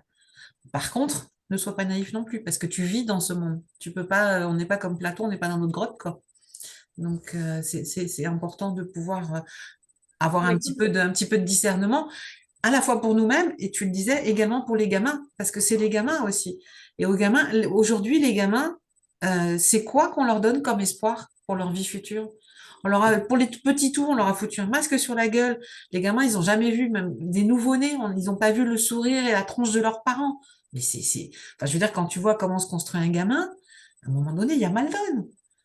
On a appuyé, je parlais des papis-mamies, sur le levier culpabilité. Je veux dire, là, nos gouvernements, à un moment donné, ont joué sur à la fois la double contrainte et l'injonction paradoxale. Et ça rend les gens fous. Enfin, je veux dire, à un moment donné, ça rend les gens fous. Donc, c'est pas pour rien que la santé mentale va devenir, j'ai envie de dire, un enjeu prioritaire dans les années à venir. Et oui, il faut préserver les enfants. Ça, c'est primordial. Mais comment tu fais, Val, pour apporter plus de conscience et de discernement aux gens s'ils y comprennent rien et si c'est trop complexe? Je pense que chacun à notre niveau, on peut, on peut discuter. Euh, Tu sais, moi, je sais que les propos que je peux tenir peuvent parfois paraître clivants et polémiques. J'oublie pas que par rapport aux prises de décision que j'avais prises, donc quand il y a eu le Covid, etc., euh, je me suis retrouvée très isolée parce que j'ai eu en face de moi des gens qui te tenaient des propos d'une violence inouïe. Enfin, je veux dire, on était les parias de la société. Ceux qui refusaient de faire ça, ceux qui refusaient de se faire injecter, etc., etc. Moi, j'ai la chance d'avoir une excellente mémoire, donc je n'oublie pas, si tu veux. Et je veux dire, tu as quand même des gens qui ont dit, bah, s'ils sont malades, on n'a qu'à les laisser crever, ou on saisit leur maison. Enfin, je veux dire, c'était les discours politiques et médiatiques qui étaient quand même tenus à l'époque. si tu veux. Et moi, pourquoi je dis ça, c'est qu'à un moment donné, la question que je pose, c'est est-ce que tu es ouvert aussi pour entendre un autre discours? Parce que maintenant, je suis aussi très cassante, hein. J'ai ni temps ni énergie à perdre avec des gens qui veulent pas avoir une ouverture d'esprit pour envisager Mais autre ceux qui chose. voudraient, oui, mais ceux qui voudraient valent, par exemple, des gens comme moi, par exemple, sur l'impact que ça peut avoir les élections aux États-Unis, des choses comme ça. Tu as l'impression que si tu te penchais là-dessus pour réellement comprendre, mais tu as l'impression que ça te demande une énergie, un temps dingue, en fait. Je veux dire, moi, des fois, j'appelle mon père et je lui dis, bon, vas-y, pas, c'est quoi ce truc d'Assemblée nationale, là, tu vois? Tu sais, j'entends des petites bribes et je lui dis, mais vas-y, explique, là, c'est quoi, en fait? Et il peut se passer quoi? Et machin, et nana, j'ai pas compris, tout ça. Mais t'imagines, on est au téléphone et ça prend déjà 2 heures, 2 heures et demie. Mm. Et C'est vrai j'ai, que c'est long parce que c'est. et quand j'ai raccroché, j'ai compris seulement ce dont on a parlé. Mais il n'est pas question que de ça. Mm. Tu vois ce que je veux te dire? Et ben moi, par exemple, j'ai ce sentiment tout le temps. En politique, j'ai ce sentiment tout le temps d'avoir compris le minimum. J'ai toujours ce sentiment tout le temps d'avoir compris vraiment le minimum tout le temps. Après, ouais, je comprends ce que tu veux dire. Après, est-ce que tu as la curiosité de parfois aller plus loin? Tu sais, il faut pas non plus. Un truc que tu peux faire, c'est qu'à la limite, tu prends un événement, quel qu'il soit. Tu prends juste un truc. Et tu regardes, tu te dis, OK, bon, ça, est-ce que j'ai compris, j'ai pas compris? Est-ce que j'ai tous les éléments? Qu'est-ce que ça m'apporte? Ou qu'est-ce que ça apporte au collectif? Et puis, prends toujours les deux faces de la médaille. Et après, quand tu le ramènes à toi, tu sens ce qui est juste ou pas pour toi. Et si tu as besoin d'un complément d'information, tu peux aller chercher quelque chose ou d'autres informations ou solliciter des gens. Moi, je m'y intéresse depuis que je suis très très jeune. J'ai baigné dedans depuis que je suis toute petite, si tu veux. Donc, ça me semblait naturel de suivre un certain nombre de choses. Et même en sachant pas mal de choses, j'en découvre tous les jours encore, tu vois. Ouais, bah, tu Et, vois, et puis en plus, comme je dis toujours, la vie, c'est quand même le mouvement, que les choses sont pas figées. Il y a des opinions que j'ai aujourd'hui, parce que j'ai été aussi un pur produit du système à un moment donné. J'aurais pas pu tenir un discours comme ça il y a 20 ans, tu vois, parce que j'avais pas l'expérience, j'avais pas la même maturité, il y a d'autres choses que j'avais pas vécues. Donc c'est pour ça que je reste toujours prudente. Après, je transmets des choses ou j'explique des choses. Moi, je donne. Après, ce qu'en font les gens, j'ai envie de dire, ça leur appartient. Tu vois, la chose qui m'intéresse, c'est de me dire, est-ce que ça leur a peut-être donné envie d'aller plus loin? Tu vois, pour essayer de comprendre des choses pour eux. Et puis, attends, il y a des gens qui n'ont rien à foutre, maintenant. Je veux dire, moi, je suis il y OK en a avec ça plein. aussi, hein, tu vois. Moi, je C'est, pense vraiment à ceux qui aimeraient. En fait, je pense à moi là, tu vois. Et je me dis, ouais. du coup, je me dis, non, mais on n'est jamais tout seul. Donc, du coup, des gens comme moi, et c'est sûr qu'il y en a plein, tu vois. Donc, il y en a plein. Bah, tiens, mes amis proches, on parle, tu vois, de politique ensemble. Mais on sent qu'on a nos limites et qu'elles sont très, très proches, en fait, tu vois. Et en fait, on sent, moi, la dernière fois, j'en ai discuté, on était trois dans un jacuzzi en train de parler de politique. Et en fait, on était trois et voilà, on parlait de politique, on était tous les trois en phase là-dessus, tout ça. On n'a pas, tu sais, quand tu dis regarde les deux côtés de la médaille et tout, puis après sans tout ça. Ça, j'ai pas de difficulté à le faire quand on m'explique quelque chose, une actualité, tu vois, hop, j'ai pas de difficulté à le faire. Mais avec le peu de données que j'ai, sur les données que j'ai. Ouais, je comprends, ouais. Mais vu que j'ai pas tout, bah ça se trouve, ça Et fait de la place. je suis même pas certaine que tout le monde ait tout, mais si tu veux, c'est ça où là-dessus, il y a aucun souci. C'est déjà important de s'y intéresser. Moi, si tu veux, les débats politiques me passionnent parce que j'ai beaucoup de mal, très sincèrement, avec les gens qui me disent ah, je fais pas de politique. Parce que la politique, quand tu prends le terme polis en grec, c'est de la cité, si tu veux. Tu vois? Et la cité, c'est la vie des citoyens. Et on est tous citoyens. On est citoyens d'un pays, d'une ville, d'une région, du monde, enfin peu importe. Et donc, par rapport à ça, c'est de se dire, la politique, elle fixe un certain nombre de règles de vivre ensemble, et donc elle nous concerne tous, si tu veux. Maintenant, par rapport à ce que tu dis, oui, je j'ai pas forcément l'information. Ce qui me dérange aujourd'hui dans les débats politiques, c'est qu'on devient toujours très manichéen et que euh, on cherche, on regarde, je sais pas si ça a déjà arrivé dans les repas de famille, les gens cherchent à avoir raison, à affirmer à tout prix et à dire que c'est leur position qui est la bonne. Moi, j'en ai rien à foutre. J'ai ce qui est de l'ordre de l'intime conviction, si tu veux. Je transmets, sachant que quand j'essaye de transmettre, je me base aussi Là, ça reste général. Je pourrais rentrer dans le détail avec des documents super précis et tout sourcé, etc. C'est pas l'objet ce soir. Mais à un moment donné, tu prends des faits aussi. Mais ces faits, ils sont pas isolés là également. Tu vois, c'est pour ça que moi j'aime bien toujours cette partie zoom et dézoom. C'est-à-dire que si je prends un fait, déjà je vais aller vérifier l'information avec différentes sources, et après je vais voir dans quel contexte ça s'englobe. Et après, quels sont les impacts au niveau du collectif pour ensuite le ramener à nouveau au niveau de l'individu. Dans mon approche, c'est celle-ci. Ouais, Mais c'est vrai que il y a tellement de choses, on est tellement noyé par la somme d'informations auxquelles on peut avoir accès que ça peut devenir compliqué, en fait. Et c'est pas le but. non. Tu vois, c'est ça aussi. Mais tu prends juste un sujet. Tu dis, bah voilà, moi, il y a tel thème, parce que ça me touche. Ça peut être, tu parlais de l'éducation, par exemple, par rapport aux gamins. Bah, tu sais, je veux dire, tu peux aller voir en France. Euh, moi, j'avais halluciné quand il y a eu les modifications. Et là aussi, c'est pas arrivé par hasard. Il y a de plus en plus de gens qui voulaient faire l'école à domicile. Tu vois, parce qu'ils se rendaient bien compte qu'au niveau des programmes, il y avait quand même pas mal de choses qui étaient déconnantes et également au niveau des idéologies qui pouvaient être véhiculées. Je veux dire, depuis, faudrait que je reprenne le texte de loi, mais je crois que c'est en 2021 que la loi a été modifiée, où la mise en place de l'école à domicile est devenue de plus en plus compliquée. Et ça n'est pas anodin. Par contre, le prétexte officiellement qu'on a utilisé, c'était soi-disant pour éviter les extrémistes religieux, si tu veux, qui était Ouais, le prétexte. ouais. Mais au même titre que pour d'autres choses, on te dit, mais c'est pour ta sécurité. Genre, C'est vrai, mais t'es pas assez grand pour te protéger tout seul. Tu vois? j'avais envie de te le dire tout à l'heure quand tu disais, punaise, mais on peut rien faire. J'ai voulu retirer de l'argent, tout ça. On m'a demandé quoi en faire, tout ça. Et tu as dit, punaise, on peut rien faire. Et là, moi, tout de suite, j'ai pensé à un cadre indispensable quand même parce qu'il y a tellement de personnes en fait qui font n'importe quoi. Et on peut parler de tout, hein, des choses vraiment courantes, tout ça. Bien sûr que c'est important d'avoir un cadre et c'est important aussi, bah là, comme tu dis, mais c'est des prétextes. C'est vrai que, en fait, là, voilà, c'est deux paires de lunettes, en fait. Hein. Et c'est pour ça, d'ailleurs, que quand il y a eu cette période de Covid, c'est pour ça que toi, tu as dit paria tout à l'heure, mais il y a beaucoup le mot de complotiste et d'extrémistes qui sont sortis aussi. C'est Hein. parce qu'il y a deux paires de lunettes. Mais Euh, parce que si tu te dis, moi je suis un peu provoque dans ces cas-là, tu te dis peut-être que s'il y a des complotistes, c'est parce qu'il y a un complot, qu'est-ce que t'en sais? Tu c'est vois, vrai. tu as toujours plusieurs prismes pour voir Voilà, les c'est choses. ça. C'est Après, ça. quand tu prends les faits quand même et que tu décortiques les trucs, moi je dis toujours, trop de coïncidences deviennent des évidences quand même. Ça, au bout d'un moment, tu te dis, Et c'est pour ça que en prenant les différents éléments pour évaluer une situation, tu te dis, bah moi je vais me faire mon intime conviction, sachant que là aussi, je reste ouverte. Si on m'amène d'autres éléments qui m'amènent à réviser ce que je pense, j'ai pas de souci avec ça.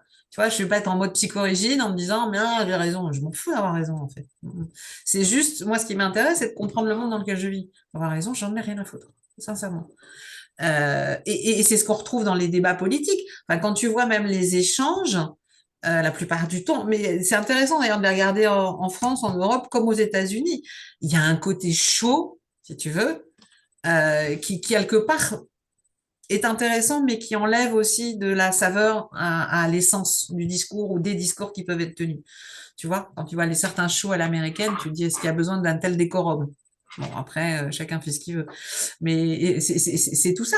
Et si tu veux, toutes les révélations qu'on s'est pris dans la tête en mode lait concentré sucré en accéléré en l'espace de 4 ans, alors que les générations précédentes, les choses sortaient, les scandales sortaient en mode pop-up. Allez, il y en avait un par an, c'était le grand maximum. Là, c'est un bouillon de culture, le truc. Ça sort de partout. Ouais. Tu Et vois? d'ailleurs, j'ai dit à Seth, je crois, la semaine dernière, je sais pas pourquoi on a évoqué ça. On était en train de parler des virus ou je sais plus quoi. Et j'ai dit à Seth, justement, comme ça, là, c'est sorti. J'ai dit, putain, gros, du coup, on n'en a plus entendu parler du truc, de leur truc de singe, là. J'ai dit, c'est fini, ça? Tu sais, parce que lui, c'est mes infos. Alors, j'ai dit, mais en Mais fait, la variole du singe, c'est ce à quoi tu fais référence, mais ouais. ils ont tenté le coup. Sachant que la variole, moi j'avais écrit un article à l'époque, la variole du singe, ils en parlaient déjà en 2021, hein, à la suite du Covid. Ah, L'époque, ils commençaient déjà. Ils ont tenté le coup, ça n'a pas marché. Mais voilà. Mais si tu veux, il y a des enjeux financiers tellement importants. Il faut quand même savoir, et là ça a un impact, c'est là où l'information peut être importante, comment toi tu vas l'utiliser. Ça a été au mois d'octobre, je crois que c'est de cette année que c'est passé. Ils ont quand même décidé en France, parce qu'il fallait bien écouler des doses entre guillemets, injection à ARN messager, de vacciner je vais dire les cafards, mangeant le Ouais. cactus, tous les canards de France quand même. D'accord? Mais ça a été fait. Ouais, non, mais alors là, je vais faire ma complotriste, comme j'aime bien faire des fois. Ça a été fait en octobre. D'accord? Il y a eu une directive, toutes les fermages de canards. Mais pourquoi ça a été fait en octobre? Soi-disant pour le machin. Parce que il va quand même y avoir le foie gras. Au moment de Noël, on va te le faire bouffer, le foie gras de canard. D'accord? Putain, Val, arrête de me dire Le magret de canard, c'est bon, ça se mange avec rôti, avec du miel et un petit peu de fleur de thym, etc. C'est excellent. Sauf que là, ils ont tous été picousés, les bestiaux, hein. Donc moi qui adore ça, j'ai dit, bah, le canard, on va oublier, parce que j'ai pas envie qu'indirectement, c'est là où moi l'information me sert. Après, je ne demande pas aux gens d'être OK. Par contre, on ne me fera pas bouffer de l'ARN messager sous prétexte de bouffer du foie gras de canard. Ça, c'est niette. Alors, je vais pas me faire des potes avec les éleveurs de canards en disant ça. On est OK. Mais n'empêche que, Bah merde, tu m'as dit ça, voilà, c'est mort. tu Tu vois vois, ça? Putain. c'est voilà, et c'est là où moi l'information elle me sert, si tu veux. À un moment donné, je dis bon, c'est comme quand ils ont voulu nous faire manger des insectes, si tu veux. Il y avait quand même une tendance générale au niveau mondial, et ça c'est pas fini, hein, parce que tu as un grand fou furieux là qui s'appelle BG, qui continue. Enfin là, il fait des dégâts en Afrique et en Inde, mais qui continue à vouloir diffuser un certain nombre de choses bien saloperies. Et ça a une conséquence, c'est quoi? On va te dire, bah, c'est les pets des vaches, tu as du dioxyde de carbone, donc en fait, le taux de carbone, mais ça, c'est un gros bullshit, tout ça. Mais on en parlera plus tard, parce que là, si je commence à dérouler tous les sujets, on n'a pas fini. Chaque là. Eh, non, mais parce que je trouve, mais c'est là où, si tu veux, je te dis, je regarde les trucs, machin, et puis je me dis, bah là, je te prends l'exemple du canard, parce que c'est typique, c'est un exemple typique. Je dis, bah ok, bah, le canard, cette année, on va oublier. Tu vois, pour moi. Après, là aussi, les gens, ils font ce qu'ils veulent. Ils se renseignent, ils font ce qu'ils veulent. Il y avait un troisième sujet qui est en lien avec Donald Trump, parce que j'aime Alors, bien est-ce que aussi. j'ai bon? Ah bah non, j'ai pas bon alors. Vas-y. Alors, c'est un sujet un peu délirant, mais que je trouve très intéressant, parce qu'il n'est pas non plus choisi au hasard. Ce sont les extraterrestres. Qu'est-ce que vous en pensez? Ah, moi, je m'attendais au sexe. Je rigole. Non, mais alors, le sexe, on fera en after après. Alors, t'avais dit C, D, E, et moi, Ah oui? j'étais sur conditionnement, dogme et éducation. Ben, tout est lié. Voilà, on peut le. Mais là, c'est en fait, j'avais pris les thématiques d'actualité avec des références, parce que pourquoi je parle de ça? C'est Et que tu sais, avec le coco, finalement, il y avait un certain conditionnement, hein. On est mais dans le complet. Mais Ouais, ça conditionnement. n'a ouais, été c'est que les vrai. conditionnements, ça n'a été que ça de toute Donc façon. là, c'est juste Mm. l'éducation où je me suis vautré complet, extraterrestre. Alors, celui-là, je ne l'aurais jamais trouvé. C'est pour ça que je t'ai dit, tu trouveras pas celui-là. Ah non, celui-là, ça suffit. Ah bah allez, viens, on en parle, là, je me fais un café. C'est vrai que dernièrement, on en parle beaucoup des Voilà, extraterrestres. moi, c'est un sujet que je trouve intéressant. Et j'en parle parce que c'est vrai qu'en plus, je parlais de Donald Trump et des révélations de ce qu'il va ouvrir sur un certain nombre, notamment de dossiers déclassifiés, etc., etc. Alors, ça va des extraterrestres en passant par l'assassinat de JFK, etc. Donc là aussi, les gens, ils ont entendu des discours, on leur a servi la sauce pendant des décennies, et là, ils vont se prendre dans la tronche que tout ce qu'on leur a raconté, c'était du fake. C'est violent quand même. Pourquoi je dis ça? Parce que à titre individuel, moi je le prends un peu sur le ton de la rigolade, mais il y a des gens, quand toute ta structure, tous les repères que tu avais, sur lesquels tu t'es construit, tu te rends compte qu'on t'a menti, que tout est faux. Mais c'est pour ça que je dis que la santé mentale est primordiale, parce que les gens vont devenir fous. Donc, ou alors ils vont devenir fous, ou ils vont être dans le déni. Et donc dans le déni avec une espèce de forme de surenchère en plus derrière, parce que c'est souvent le corollaire de ça. Et c'est ça que je trouve. Et là, c'est quelque chose que je suis aussi depuis un petit moment. Quand tu vois là les déclassifications, il y a encore eu des congrès, enfin il y a eu encore des débats là le 12 novembre dernier au Congrès américain où tu as quand même des pointures qui sont venues témoigner, sachant qu'il y avait un type qui avait déjà ouvert la porte en 2021, tu as un autre un ancien vétéran de l'US Air Force qui était, comment il s'appelle? David Grush, qui avait quand même témoigné que les États-Unis bossaient depuis des décennies avec des entités exogènes. Je vais rester soft, hein, parce que voilà, maintenant c'est comme il y a plein de dénominations dans le politiquement correct, mais moi je trouve ça passionnant parce qu'on vit dans une époque où tu as tout en fait qui est en train de, alors je vais être un peu grossière, de partir dans couille pour un certain nombre de sujets. Et à la fois, c'est intéressant parce que l'humain, c'est peut-être l'opportunité qu'il a pour se révéler vraiment à lui-même. Et c'est ça que je trouve passionnant. Et moi, c'est ça qui m'éclate. C'est bien sûr que ça fait peur, bien sûr qu'il y a plein de choses, mais je me dis, on a une telle force de vie en même temps en nous, une telle puissance. il faut la saisir, cette chance, quoi, tu vois. Et pour les extraterrestres, moi, quand j'étais petite fille, moi, j'ai toujours dit, mais c'est normal qu'il y ait des extraterrestres, pourquoi on sera les seuls dans l'univers, quoi, tu vois, c'est un truc, oui, t'as trop d'imagination, ma fille, blablabla, blablabla. Ok, bah, quand t'es petite, tu écoutes les grands, tu vois. Et aujourd'hui, quand tu vois toutes les révélations, même s'il y avait eu là aussi de façon sporadique avec Roswell ou autre, tu as un mec comme Stephen Greer avec un projet Disclosure qui a monté un certain nombre de dossiers aux États-Unis. T'as un tout petit chouïa d'équivalent en France sur la partie UFO. Enfin, c'est passionnant, si tu veux. Tu vois? Et là, imagine, on a été conditionné par les films de science-fiction. Les extraterrestres, c'est tous des méchants. Ils vont nous attaquer. Parce qu'on est quand même bien conditionné là aussi. C'est pour ça que ce sujet, je le trouve intéressant. Et je me dis, s'il y a des choses qui arrivent, qui surgissent dans les... Allez, on va se les prendre dans 2-3 ans, je pense que... Ouais, 2-3 ans, c'est le bon timing, à mon avis. Qu'est-ce qui va se J'ai dit passer à ma derrière? copine ce matin, j'ai dit, tu Vas-y. vois, en 2026, il va se passer des choses, on n'est pas prêt. Ni toi, ni moi, Ah, mais on n'est pas je prêt. pense, je pense sincèrement, mais Ah, c'est là où l'ouverture moi, les d'esprit fait filles, que... moi, c'est juste sur ce live, j'étais pas prête. Je te jure, Charlène, tu m'as entendu penser. Il C'est y ce a que je me 20 suis dit tout à secondes. l'heure. C'est ce que je me suis dit tout à l'heure. Quand tu as commencé avec le Covid, j'ai dit, oula, je n'étais pas prête à ce sujet. Ah, bah écoutez, bah, si vous étiez prête, c'était pas drôle sinon. Hein. Non, mais vraiment, c'est ce que j'essaye de montrer, c'est qu'il y a plein de choses qui se passent dans le monde comme ça. Et après, c'est de revenir à notre puissance personnelle. Et c'est justement on vit une époque, j'allais dire, extraordinaire. On a, quelque part, on a cette chance-là.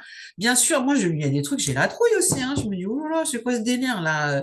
Et puis surtout, ce qui fait peur, quand on voit par rapport aux dirigeants, à la politique, c'est que moi, que je trouve, et c'est là où il y a une vraie vigilance à avoir, je pense, c'est que ces gens-là, vraiment, il y a une vraie volonté de destruction. C'est pour ça que je parlais de l'antivie. C'est que là, on tombe dans des schémas vraiment très, très sombres. Et le fait que les gens puissent se réveiller et puissent s'ouvrir et avoir ce qui fera la différence aussi, c'est la connaissance. C'est-à-dire qu'une information, tu vas la vérifier, tu vas plus loin, tu vas gratter, tu remontes aux origines, c'est de comprendre. Et pourquoi je parle des extraterrestres? Parce que je pense que ça a toujours existé, enfin moi personnellement j'y crois, mais au même titre que ça rejoint aussi l'histoire telle qu'on nous l'a enseignée. Il y a tellement d'artefacts aujourd'hui sur toute la planète, en termes d'archéologie notamment, qui sont en train de sortir, qui tendent à montrer que tout ce qu'on nous a raconté là aussi, c'était du bullshit, que ça va faire peur. Et comme, en fait, tu disais, Charlène, c'est que la difficulté, c'est que tout va être concentré en un laps de temps très court. Et donc, on n'a pas ce temps d'intégration, de métabolisation, de digestion, de vérification, de machin. Je pense que le piège, il peut aussi être là. Euh, mais c'est là où tu peux le voir. Alors, je vais voir un autre aspect. Les extraterrestres, pour moi, c'est ni bien ni mal. Je veux dire, ça fait partie des choses qui peuvent exister.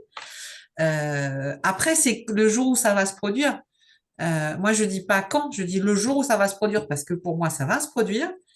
C'est comment ça va, moi, ce qui m'intéresse, ce qui m'amuse, parce que je pense qu'on est quand même dans un grand jeu vidéo, c'est comment ça va nous être amené.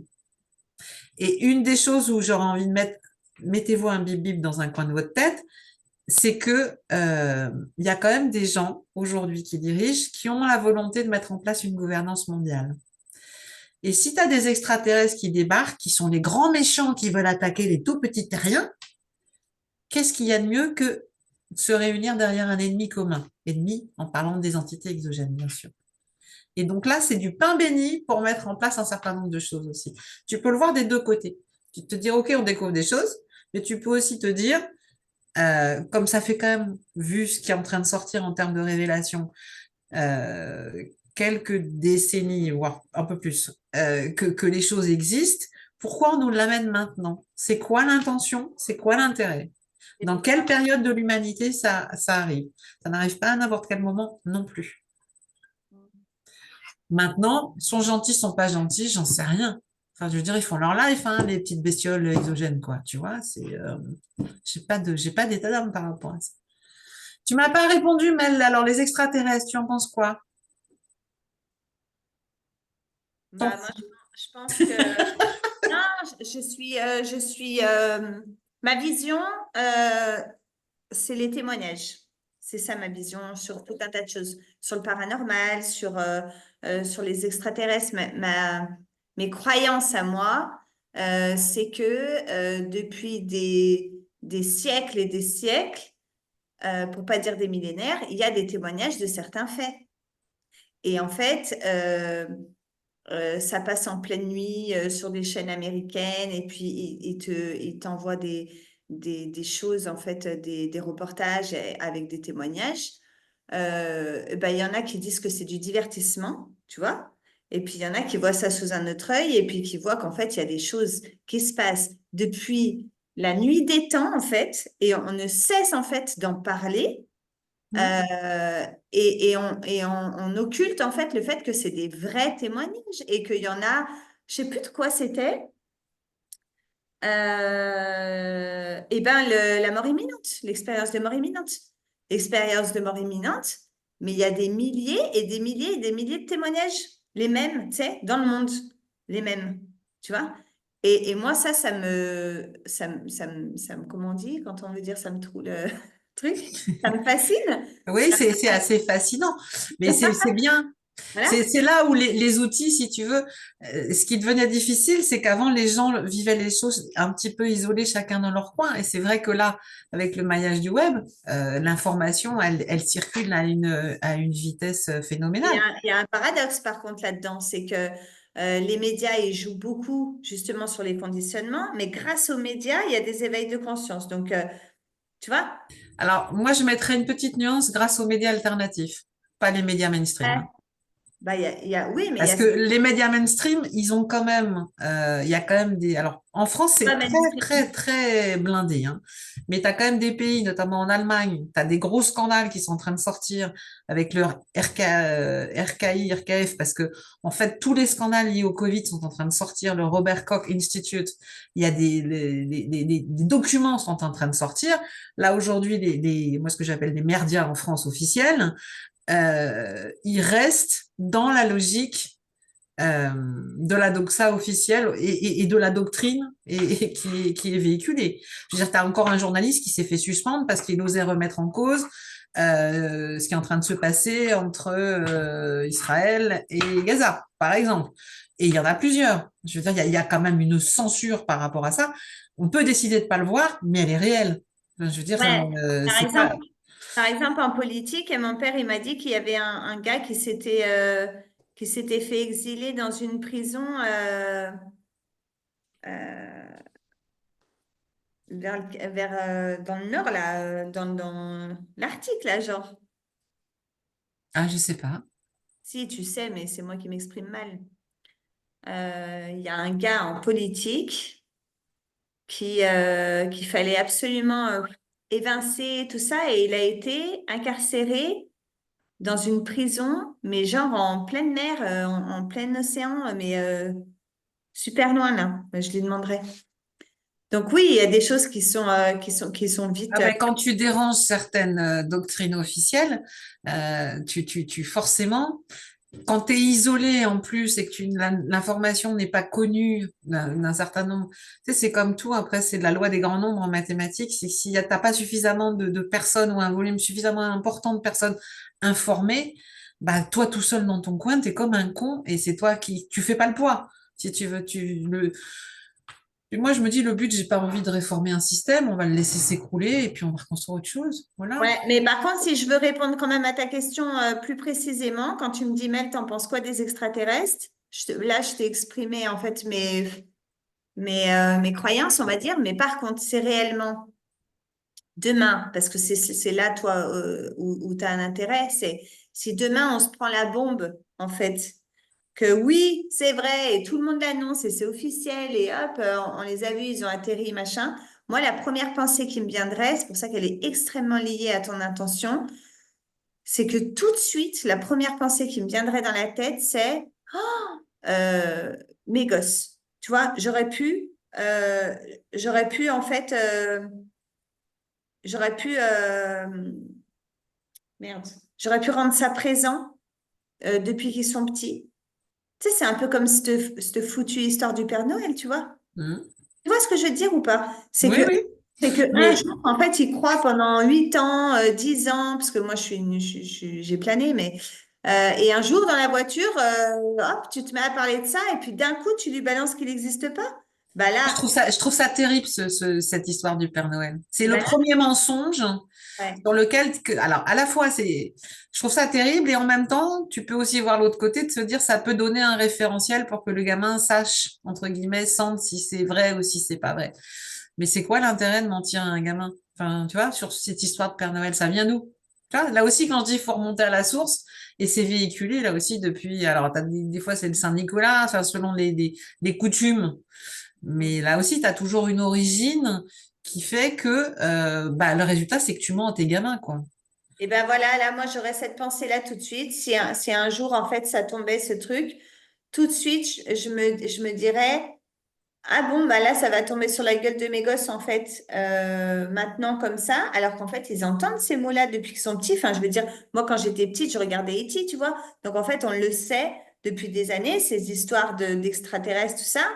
Là, ils sont en train de regarder, là, je vais plus loin, hein, mais je veux dire, moi, Jojo, il a 15 ans, et il est à fond dans les vampires, les sorcières et les loups-garous, tu vois? Bah, en fait, les extraterrestres, pour moi, c'est la même chose. Ça veut dire que c'est un truc qu'ils regardent à la télé, ok? C'est un truc qu'ils lisent dans les livres depuis qu'ils sont petits, mais ils le savent, ça, par contre, à contrario du Père Noël, ils le savent que ça n'existe pas. Ils sont sûrs que ça n'existe pas. Tu vois, à contrario du Père Noël. Donc, en fait, pour moi, c'est la même histoire en inversé. Ça veut dire que c'est une bombe qui peut leur arriver. Le Père Noël, ils ont toujours cru que ça existait. Ils vivent avec la télé, les livres, tout depuis qu'ils sont petits. Et d'un coup, bim, on leur dit que ça n'existe pas. Et là, les loups-garous, les sorcières, les vampires, les extraterrestres, tout ça, bah, on leur dit que ça n'existe pas. Ils y voient dans les livres, tout ça. Et d'un coup, paf, ils peuvent apprendre que ça existe, tu vois. Donc, voilà, Hein. c'est ça ce que j'en pense. Mais après, enfin, je veux dire, tu peux aussi discuter avec tes gamins et leur dire, bon, je parle pas des loups-garous, enfin, ça, des mythes et légendes, c'est encore autre chose, mais par rapport à tout ce qui est entité exogène, c'est de leur dire, est-ce que vous croyez que les extraterrestres existent pour de vrai? Hmm. Tu vas bien voir leur réponse. Bah, ça Mais j'ai qui ce te dit? discours-là. J'ai ce discours-là, par exemple, pour la vie après la mort, quand ils me demandent, quand ils me disent ça existe ou pas. Alors, est-ce que je vais pouvoir être une Hein. fourmi, tout ça, machin, je leur dis toujours, moi, je pense ça, mais il y en a plein qui pensent autre chose que moi. Bien Il y sûr. en a plein qui pensent pareil, tout ça. Donc, moi, j'ai ce discours-là. Quand réellement il y a quelque chose qui flotte, en fait, dans des légendes ou dans des choses comme ça, je leur dis toujours ce que moi je pense en leur disant qu'il y en a plein qui ne le pensent pas ou qu'il y en a plein qui y croient, il y en a plein qui y croient pas. Mais parce que là, ça dépend effectivement de l'histoire de chacun, enfin, des perceptions aussi individuelles. Et c'est vrai que tu peux pas forcément, du degré de connaissance, tu peux pas forcément le remettre en cause. Maintenant, c'est juste toujours de garder l'esprit ouvert en se disant, déjà, tu sais pas ce que tu sais pas, et en plus, tu sais pas si ça pouvait exister ou pas. Dans un sens comme dans l'autre, tu sais pas, en fait. Donc, c'est de se dire, bah, moi, c'est plutôt la position neutre en disant, bah, écoute, on verra bien. Mais quand tu regardes, par exemple, comme je disais, on est conditionné, enfin, tous les films ou séries, enfin, peu importe, je veux dire, on te présente toujours les aliens comme des grands méchants. Ouais. Peut-être qu'ils le sont, hein. Je pense qu'il y a des vrais, comme, je veux dire, si tu fais, à la limite, tu transposes le truc, tu te dis à une autre planète, je sais pas où, à des millions d'années-lumière, enfin, peu importe. Tu te dis, regarde, sur la planète Terre, tu as des gens qu'on considère comme se comportant comme des salopards. Bah, pourquoi tu n'auras pas la même chose ailleurs? Tu vois? Donc, après, c'est de se dire là aussi l'intention. L'univers, c'est quand même un système en potentiel équilibre, on va dire. C'est de se dire, si un jour ils viennent, quelle est leur intention? Hmm. Et là, je parle juste dans la matière. Après, c'est pour ça que je dis, on va pas rentrer dans le débat énergétique sur des Hmm. niveaux, on va dire, beaucoup plus Ouais. subtils. Parce que alors là, Ah genre bah là, live, hein, dans ces ça, cas-là. c'est Parce que là, les filles, je vous un vois, là, thème les plus petits moi yeux là. qui... Donc voilà, l'idée, c'est de se dire, reprends ton pouvoir. On parlait de la politique avec différents exemples. Je veux dire, les extraterrestres, mais qu'est-ce que tu viens m'emmerder, être dans mon jardin? Je t'ai rien demandé, t'es pas invité, quoi. Tu vois? À un moment donné. Après, moi, je pense qu'aussi, la divulgation, quand elle arrivera pas à n'importe quelle période. Et c'est là où il faut avoir un petit peu de recul, j'ai envie de dire, pour se dire, tiens, pourquoi on nous balance ça maintenant? C'est quoi les enjeux derrière? Parce que des enjeux, il y en aura, forcément. Ouais, Et mais après, on revient à ce truc d'impuissance que tu dis, et ça, là, non, c'est. parce qu'à un moment donné, tu peux dire non, mais t'es pas obligé de le subir. Ouais. Mais ce que je veux dire, c'est que quand tu te retrouves face à certaines choses, comme des faits, par exemple, euh, tu peux dire non à quoi, en fait? Je veux dire, il va bien y avoir des mesures qui vont être prises, tu vois, ou même là, je parle des deux premiers sujets qu'on a abordés. Ben, Euh, c'est pour ça que j'ai pris le sujet du Covid au départ. C'est qu'à un moment donné, il était, enfin, je veux dire, c'est vraiment un cas d'école, le truc ouais, à ouais. observer, même si en même temps, à la fois, on était acteur et spectateur, et en même temps, tu te dis, OK, mais s'il y a quelque chose, c'est pour ça que je te dis, le point de vigilance, c'est quand ça arrivera, c'est qu'il y aura des enjeux à côté pour certaines personnes. Je veux dire, je parlais de la picouse, tu peux dire non, hein. Ah Tu bah assumes, oui. tu assumes, mais tu peux dire non. Moi, je Hmm. connais des gens, ils ont notamment des infirmiers, des trucs et des machins, ils ont perdu leur job. Bah D'accord? Ça oui. veut dire qu'ils se sont dit à bouffer des patates. Le choix, ils l'ont fait. Et c'est là où vraiment, quand je parle il y a la notion de souveraineté, mais il y a vraiment cette notion d'intégrité qui, moi, me semble primordiale. Parce que notre intégrité, elle est mise à mal depuis qu'on est né. Ça va être des parents qui sont pas toujours bienveillants. Tu peux avoir la maltraitance physique, mais tu peux avoir la maltraitance psychologique. Et donc, regarde pourquoi le développement personnel, il prend autant d'ampleur. C'est qu'à un moment donné, on cherche à reprendre des parts de nous, à reconstruire un certain nombre de choses, etc. Parce que notre intégrité, notre essence, elle a été mise à mal à différents niveaux. Et ça, je trouve que c'est vachement important. Et pour revenir à cette histoire d'extraterrestres, je veux dire, si on va dire, on va quoi, nous remettre un confinement sur la tronche? Ça peut être une alternative. Ça peut être aussi dire, ah là là, attention, il faut vraiment qu'on construise enfin ce gouvernement mondial parce qu'on va tous ensemble, on va être puissants, on va se défendre contre les vilains exogènes. Il y a un enjeu aussi à ce niveau-là. Ça va être une façon de faire passer la vie. Là aussi, tu peux dire non. Hmm. Ouais. Mais il faut qu'il y ait suffisamment aussi. Si tout le monde dit non, je veux dire, c'est pas quelques milliers de personnes qui vont faire chier 8 milliards d'individus quand même. Faut peut-être, il y a un rapport, il y a un ratio de proportion là. Il faut remettre les choses dans leur contexte. Je crois que, Val, tu crois que c'est cet aboutissement, est-ce que tu crois que ça se fait sur combien de générations? Je pense que ça peut aller très vite. Par contre, ça veut dire aussi, euh, moi, je te dis à titre individuel, bon, à l'époque, c'est vrai que j'étais dans certains réseaux au moment du Covid, etc. Moi, j'ai souvenance, je pense que ce qui m'a le plus touchée, très honnêtement, c'était vraiment, et sans prétention aucune, mais je savais que j'avais raison de toute façon, de par mes connaissances, de par plein de choses, je savais que j'étais dans le juste, si tu veux. Et la violence avec laquelle ça n'a pas été reçu, on parlait une fois des blessures de rejet, etc. Tu te dis, putain, on se le prend dans la tronche, mais d'une force, si tu veux. Et le but, là aussi, c'était pas d'avoir raison, c'était juste de dire aux gens, mais vous voyez pas le truc arriver, quoi. Ouais, je sais. Hmm.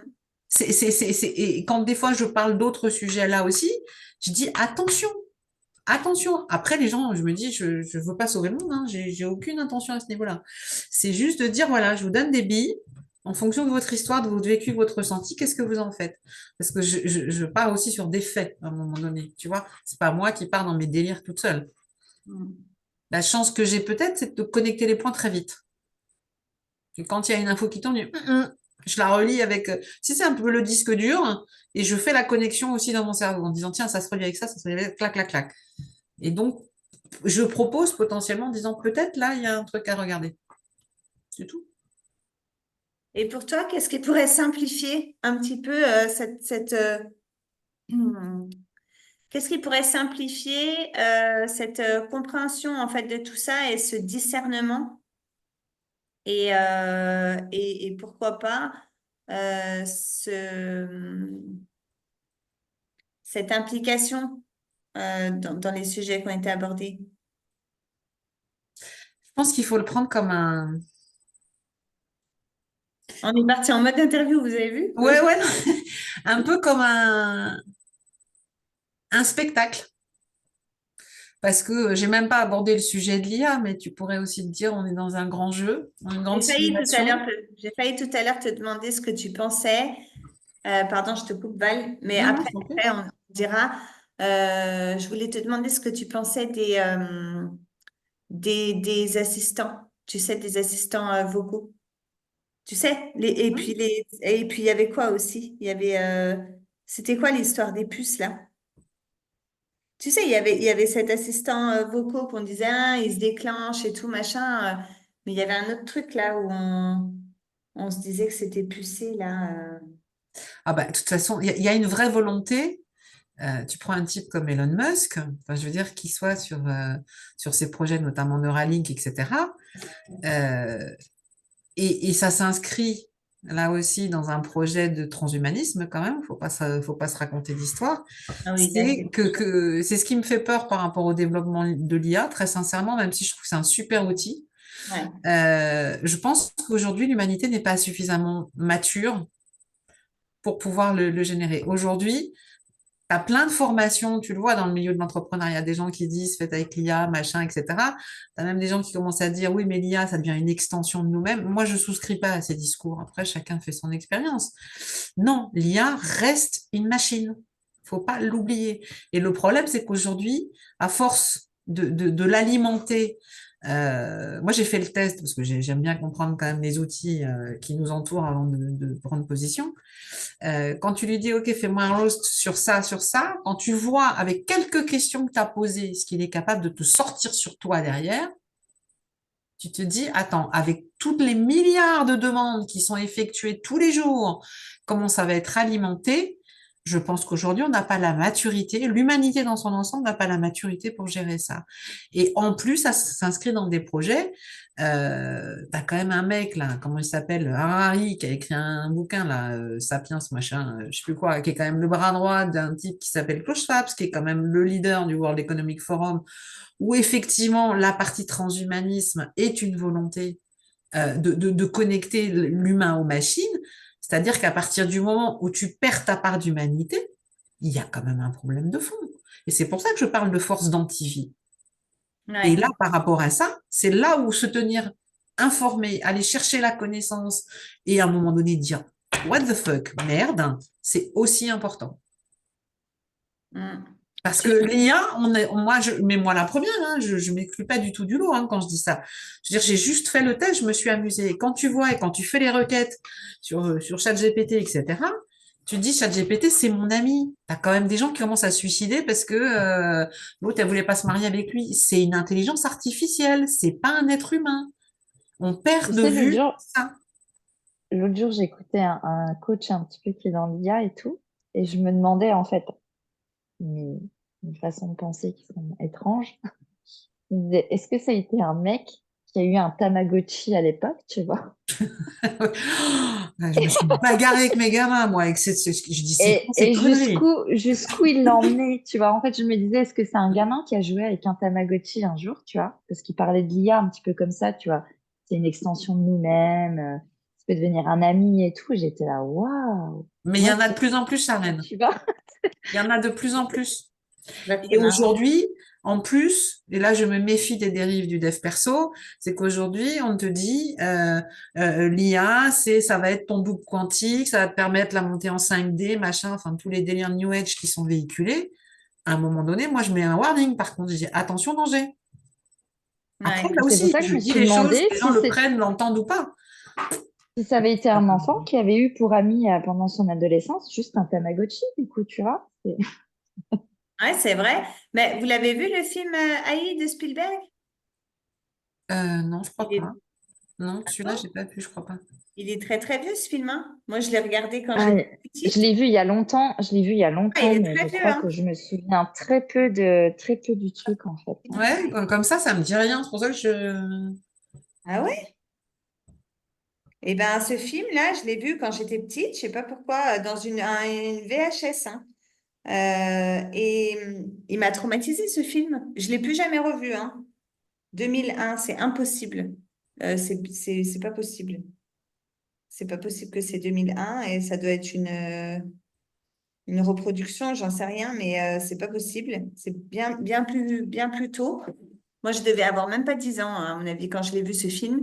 Et il m'a traumatisée. Pourquoi? Parce que c'est un enfant en plus. Hmm. Ils avaient fait un enfant, en fait, avec l'intelligence artificielle. Et à un moment, je vois une scène, je sais plus pourquoi, hein, mais le gosse, je m'en rappelle, ils sont dans un parc. Ils sont dans un parc, il y a de l'herbe, et hop, il tombe. Tu sais, et je sais pas, il se met à déconner, tu sais, et il fait comme ça, il se met à bugger, tout ça, et il tombe. Et je me rappelle que ça m'avait traumatisée. Mais ça, pour moi, j'ai cru que c'était de la fiction. Et quand c'est sorti l'IA, là, ces dernières années, hop, j'ai fait le lien avec ce truc et je me suis dit, mais ça fait combien de temps, en fait, que ça, c'est en prep, tu vois, et que ça, en fait, ça existe depuis tellement longtemps, parce que j'ai vu ça quand j'étais petite. Et, Mais tu sais, mais juste, je me permets juste de t'interrompre. Quand un outil comme ça arrive au niveau du grand public, dis-toi bien ouais, que ça fait déjà des décennies qu'au niveau militaire, ouais. il est utilisé, hein. Ouais. Et c'est marrant, enfin, c'est marrant, c'est pas marrant du tout, hein. Mais quand c'est marrant, Charlène, que tu aies dit ça là, et que vous ayez dit ça, en fait, c'est pour ça, des fois, je me dis, Mel, sois sûre de toi, parce qu'en fait, des fois, je pense des choses et après, j'apprends qu'en fait, elles se disent et j'apprends, tu vois ce que je veux dire? Vu Hmm. que je suis rien, en fait, bah, des fois, moi, je pense des trucs et Non, quand. mais je peux pas te laisser dire ça. Tu peux pas dire je suis rien. Si, justement, tout ce que je t'ai dit là, c'est qu'à un moment donné, tu es puissante, tu as ta souveraineté Non, et ton avis, il pardon, compte. du verbe suivre. Ah ouais, parce que Ouais, je là, ne non, moi, je réagis direct, sinon, tu vois, c'est plouf. ouais. Non, je suis pas les choses, mais tu vois, Charlène, c'est marrant parce que quand c'est sorti l'IA et que Johan, il a commencé à me poser des questions là-dessus, moi, tout de suite, quand c'est sorti l'IA, j'ai fait, ma première branche, c'était, mais alors là, il y aura les psys, là. Salut, en fait, il y aura plus de psy, en fait, parce qu'en fait, avec l'IA, bah, tu as ton psy, en fait, sur toi. Et tout de suite, bing, le rebond, c'était, oulala, mais t'as plus d'amis non plus. Et j'ai mis en garde Johan tout de suite quand il a commencé à me poser des questions sur l'IA. Maman, t'as vu l'IA, tout ça? Je fais, alors, Johan, attends, là, faut que je te dise quelque chose. Euh, Mhm. j'ai dit, attention, Johan, si un jour tu manipules l'IA, tu vas voir, ça va être un échange familier. D'un coup là, bim, elle va te connaître, elle va savoir machin. Et Johan, je lui disais, j'en suis sûre qu'il y a des gosses là déjà que leurs parents savent pas du tout ce qu'ils sont en train de faire avec leur PC et qu'en fait, ça fait des mois et des mois déjà qu'ils entretiennent une relation amicale ou amoureuse avec l'IA en fait. Bien sûr. Et j'ai dit ça Mais à Johan il y a Mm. longtemps. Donc, tu vois, vous dites ça, voilà. Mais c'est vrai que c'est comme tout. En même temps, c'est un super outil. Et ça, je sais. Mais c'est comme quand Internet est arrivé, si tu Ouais, veux, mais tu c'est vois. fait exprès. Ouais. Mais je pense qu'aujourd'hui, quand je pense qu'on manque de maturité, c'est que oui, t'as tout. Après, tu as aussi t'as Internet, mais tu as aussi le dark web. Tu vois? Donc, tu as tout un tas de saloperies qui s'y passent. Et l'IA, aujourd'hui, ça va encore plus loin, à mes yeux, dans la démarche, parce que comme c'est une intelligence, alors déjà, moi, opposer intelligence artificielle, pour moi, c'est antinomique, mais bon, bref. Tout au moins, comme c'est alimenté et que c'est génératif, si tu veux, plus il y a de requêtes, plus enfin, Ça ce s'alimente. programme, parce que c'est un programme à la base quand même, va être enrichi. Et à un moment donné, un des pièges, c'est qu'il va avoir une capacité de réponse et une vitesse de réponse qu'aucun humain ne pourra égaler. Parce qu'avec tous les process qu'il va y avoir, ça va aller beaucoup plus vite. C'est pas pour rien qu'on commence aussi à faire flipper les gens en disant il va y avoir 300 000, 3 millions, 3 machins d'emplois qui vont être supprimés parce qu'ils n'ont pas de valeur ajoutée. Les gamins, quand tu vois que les relations hommes-femmes n'ont jamais été aussi délicates, on va dire, et qu'il y a beaucoup d'isolement quand même qui se passe, tu dis les gamins là aussi qui sont en mal-être, qui sont pas bien, qui sont en construction, eh bien ils vont trouver refuge là-dedans. Mais au même titre qu'il y a certains gamins qui se sont réfugiés, alors je vais pas forcément me faire des potes en disant ça, et je mets pas tout le monde dans le même sac, mais tu as des gamins qui se sont réfugiés dans les jeux vidéo et qui y ont passé des heures.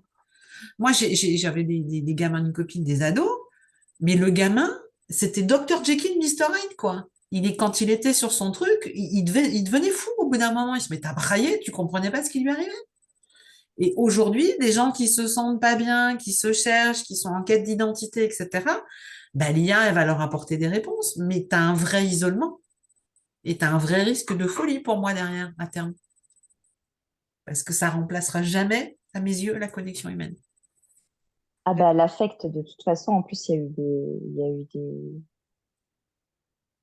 des expériences scientifiques là-dessus, comme quoi l'être humain, il a quand même besoin de cet échange, Il cette a besoin de connexion. l'échange, mais à tout niveau, parce que tu as l'échange visuel, tu as l'échange Mm, tactile, tu as besoin de toucher. Tu as l'échange verbal, bien sûr, mais tu as besoin de toucher, tu as besoin de faire des câlins, tu as besoin d'avoir, oui, même l'échange avec les yeux. Tu vois, quand tu discutes avec quelqu'un, mm. enfin, t'es pas avec un robot qui est construit de toutes pièces. Et c'est aussi ce besoin de proximité, d'affection, etc. Il est primordial parce que sinon tu crèves.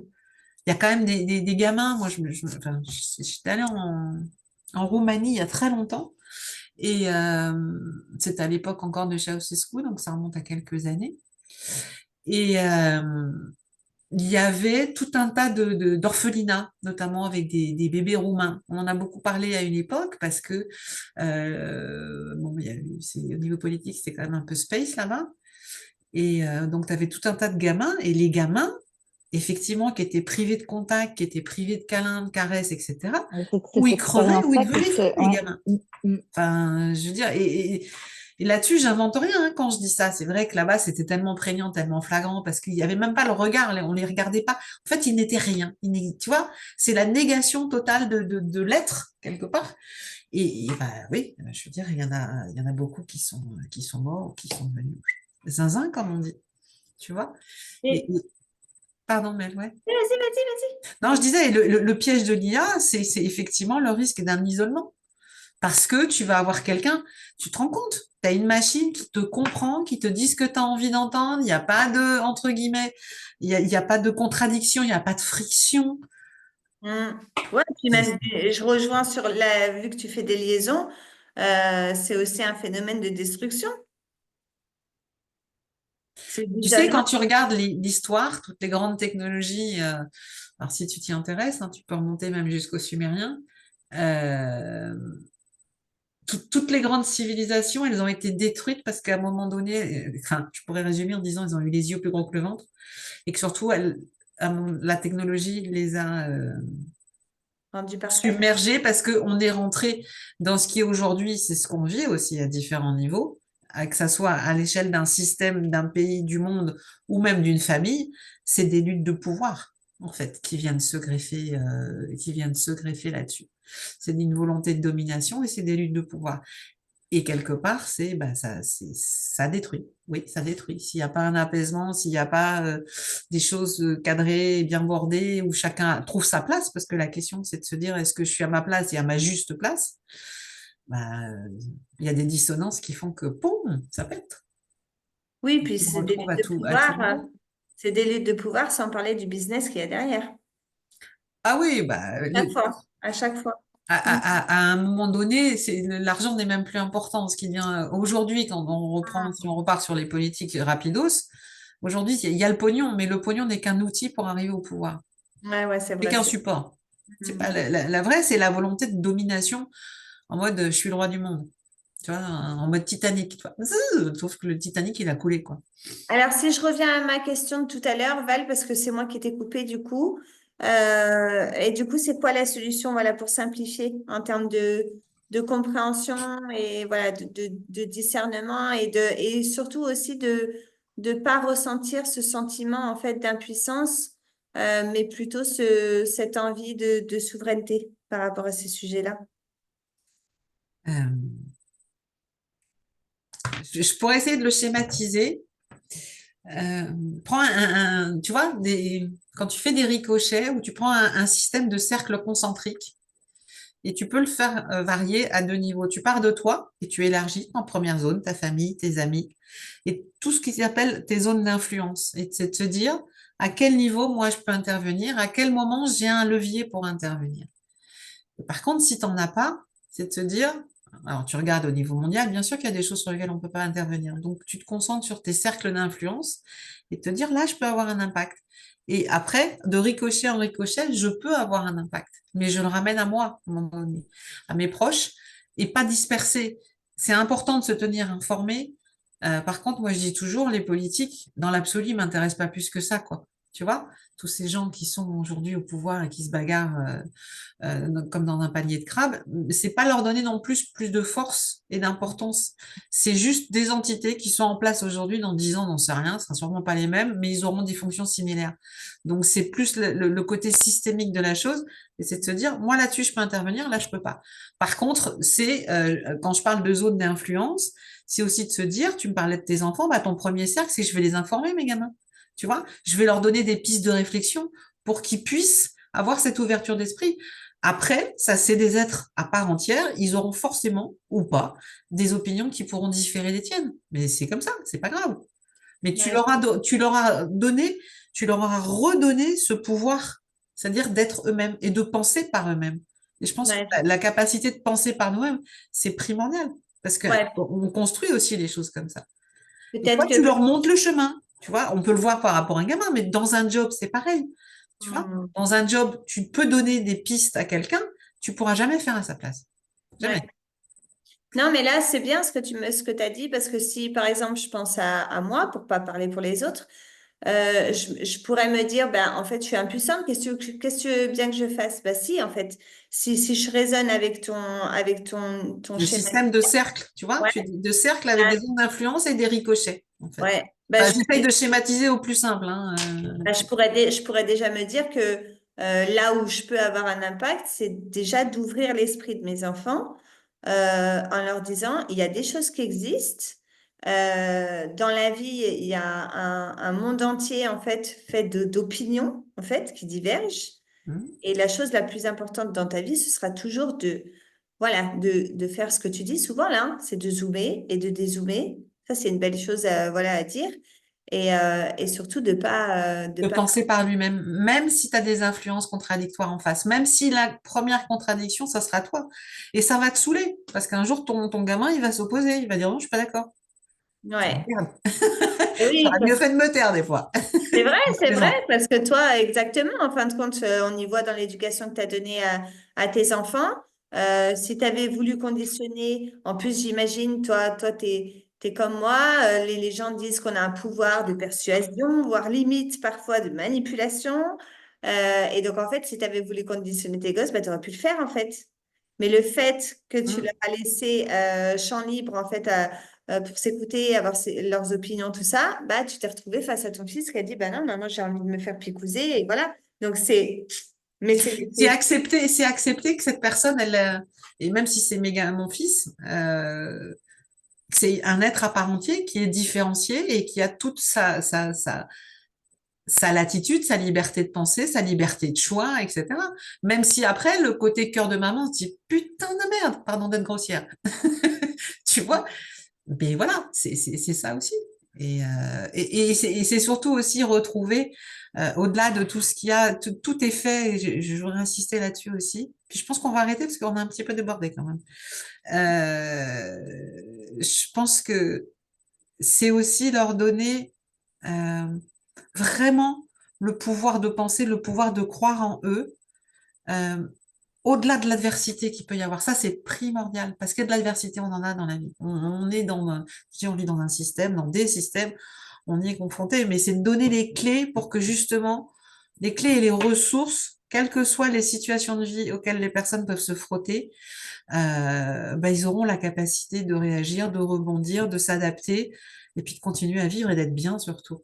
Tu vois, je pense que c'est ça qui est important, et de ne pas laisser surtout son pouvoir à quelqu'un d'autre, que ça soit un dirigeant, un truc. Mais même vis-à-vis des parents, tu vois. Et la difficulté, c'est que les petits tout, comme tu le dis, bien sûr qu'on est dépendant de nos parents quand on est petit, ne serait-ce que pour notre survie. Et le problème, c'est que ça s'est perpétué de génération en génération. Et là, on se dit, waouh, il y a quand même des portes qui s'ouvrent, donc bah, peut-être qu'on va tendre on va apporter notre pierre à l'édifice, chacun à notre niveau, quoi. Voilà. Donc, bravo, Val, super précieux ce que tu nous as proposé. merci pour ces échanges. Charlène, tu es toujours là ou tu fais dodo? Parce qu'il est tard peut-être un peu là quand même. On finit tard. Bah écoute, j'espère que vous aura intéressé, puis que les gens qui verront peut-être en replay auront aussi des intérêts. Moi, Je pense que ça va susciter quelques frictions si des gens le voient, mais j'aimerais bien voir les commentaires. Ça m'intéresse. Ouais, ouais, je pense. J'y répondrai avec plaisir. Parce que je trouve que c'est important de garder toujours l'échange quoi qu'il arrive. Même si on n'est pas d'accord, c'est pas grave. Ouais, ouais, c'est super bien. C'est super bien que ça soit accessible et que chacun puisse interagir aussi en dessous parce que voilà, comme tu dis, friction ou pas, en tous les cas, interaction, à mon avis, oui. Donc, ouais, faut pas hésiter à mettre des commentaires et puis à poser des questions. Et oui, oui, Val, Et puis sinon, bah, vous aurez les liens pour me retrouver parce que du coup, j'ai même pas fait ma promo, mais c'est pas grave. Si vous voulez me contacter, on mettra les liens sous la vidéo. Voilà. exactement. C'était pas l'objet, c'était plus d'avoir un éclairage un petit peu différent. C'était l'objectif de ces échanges. Merci Top. beaucoup. Merci, Val aussi. À Merci. bientôt. À bientôt.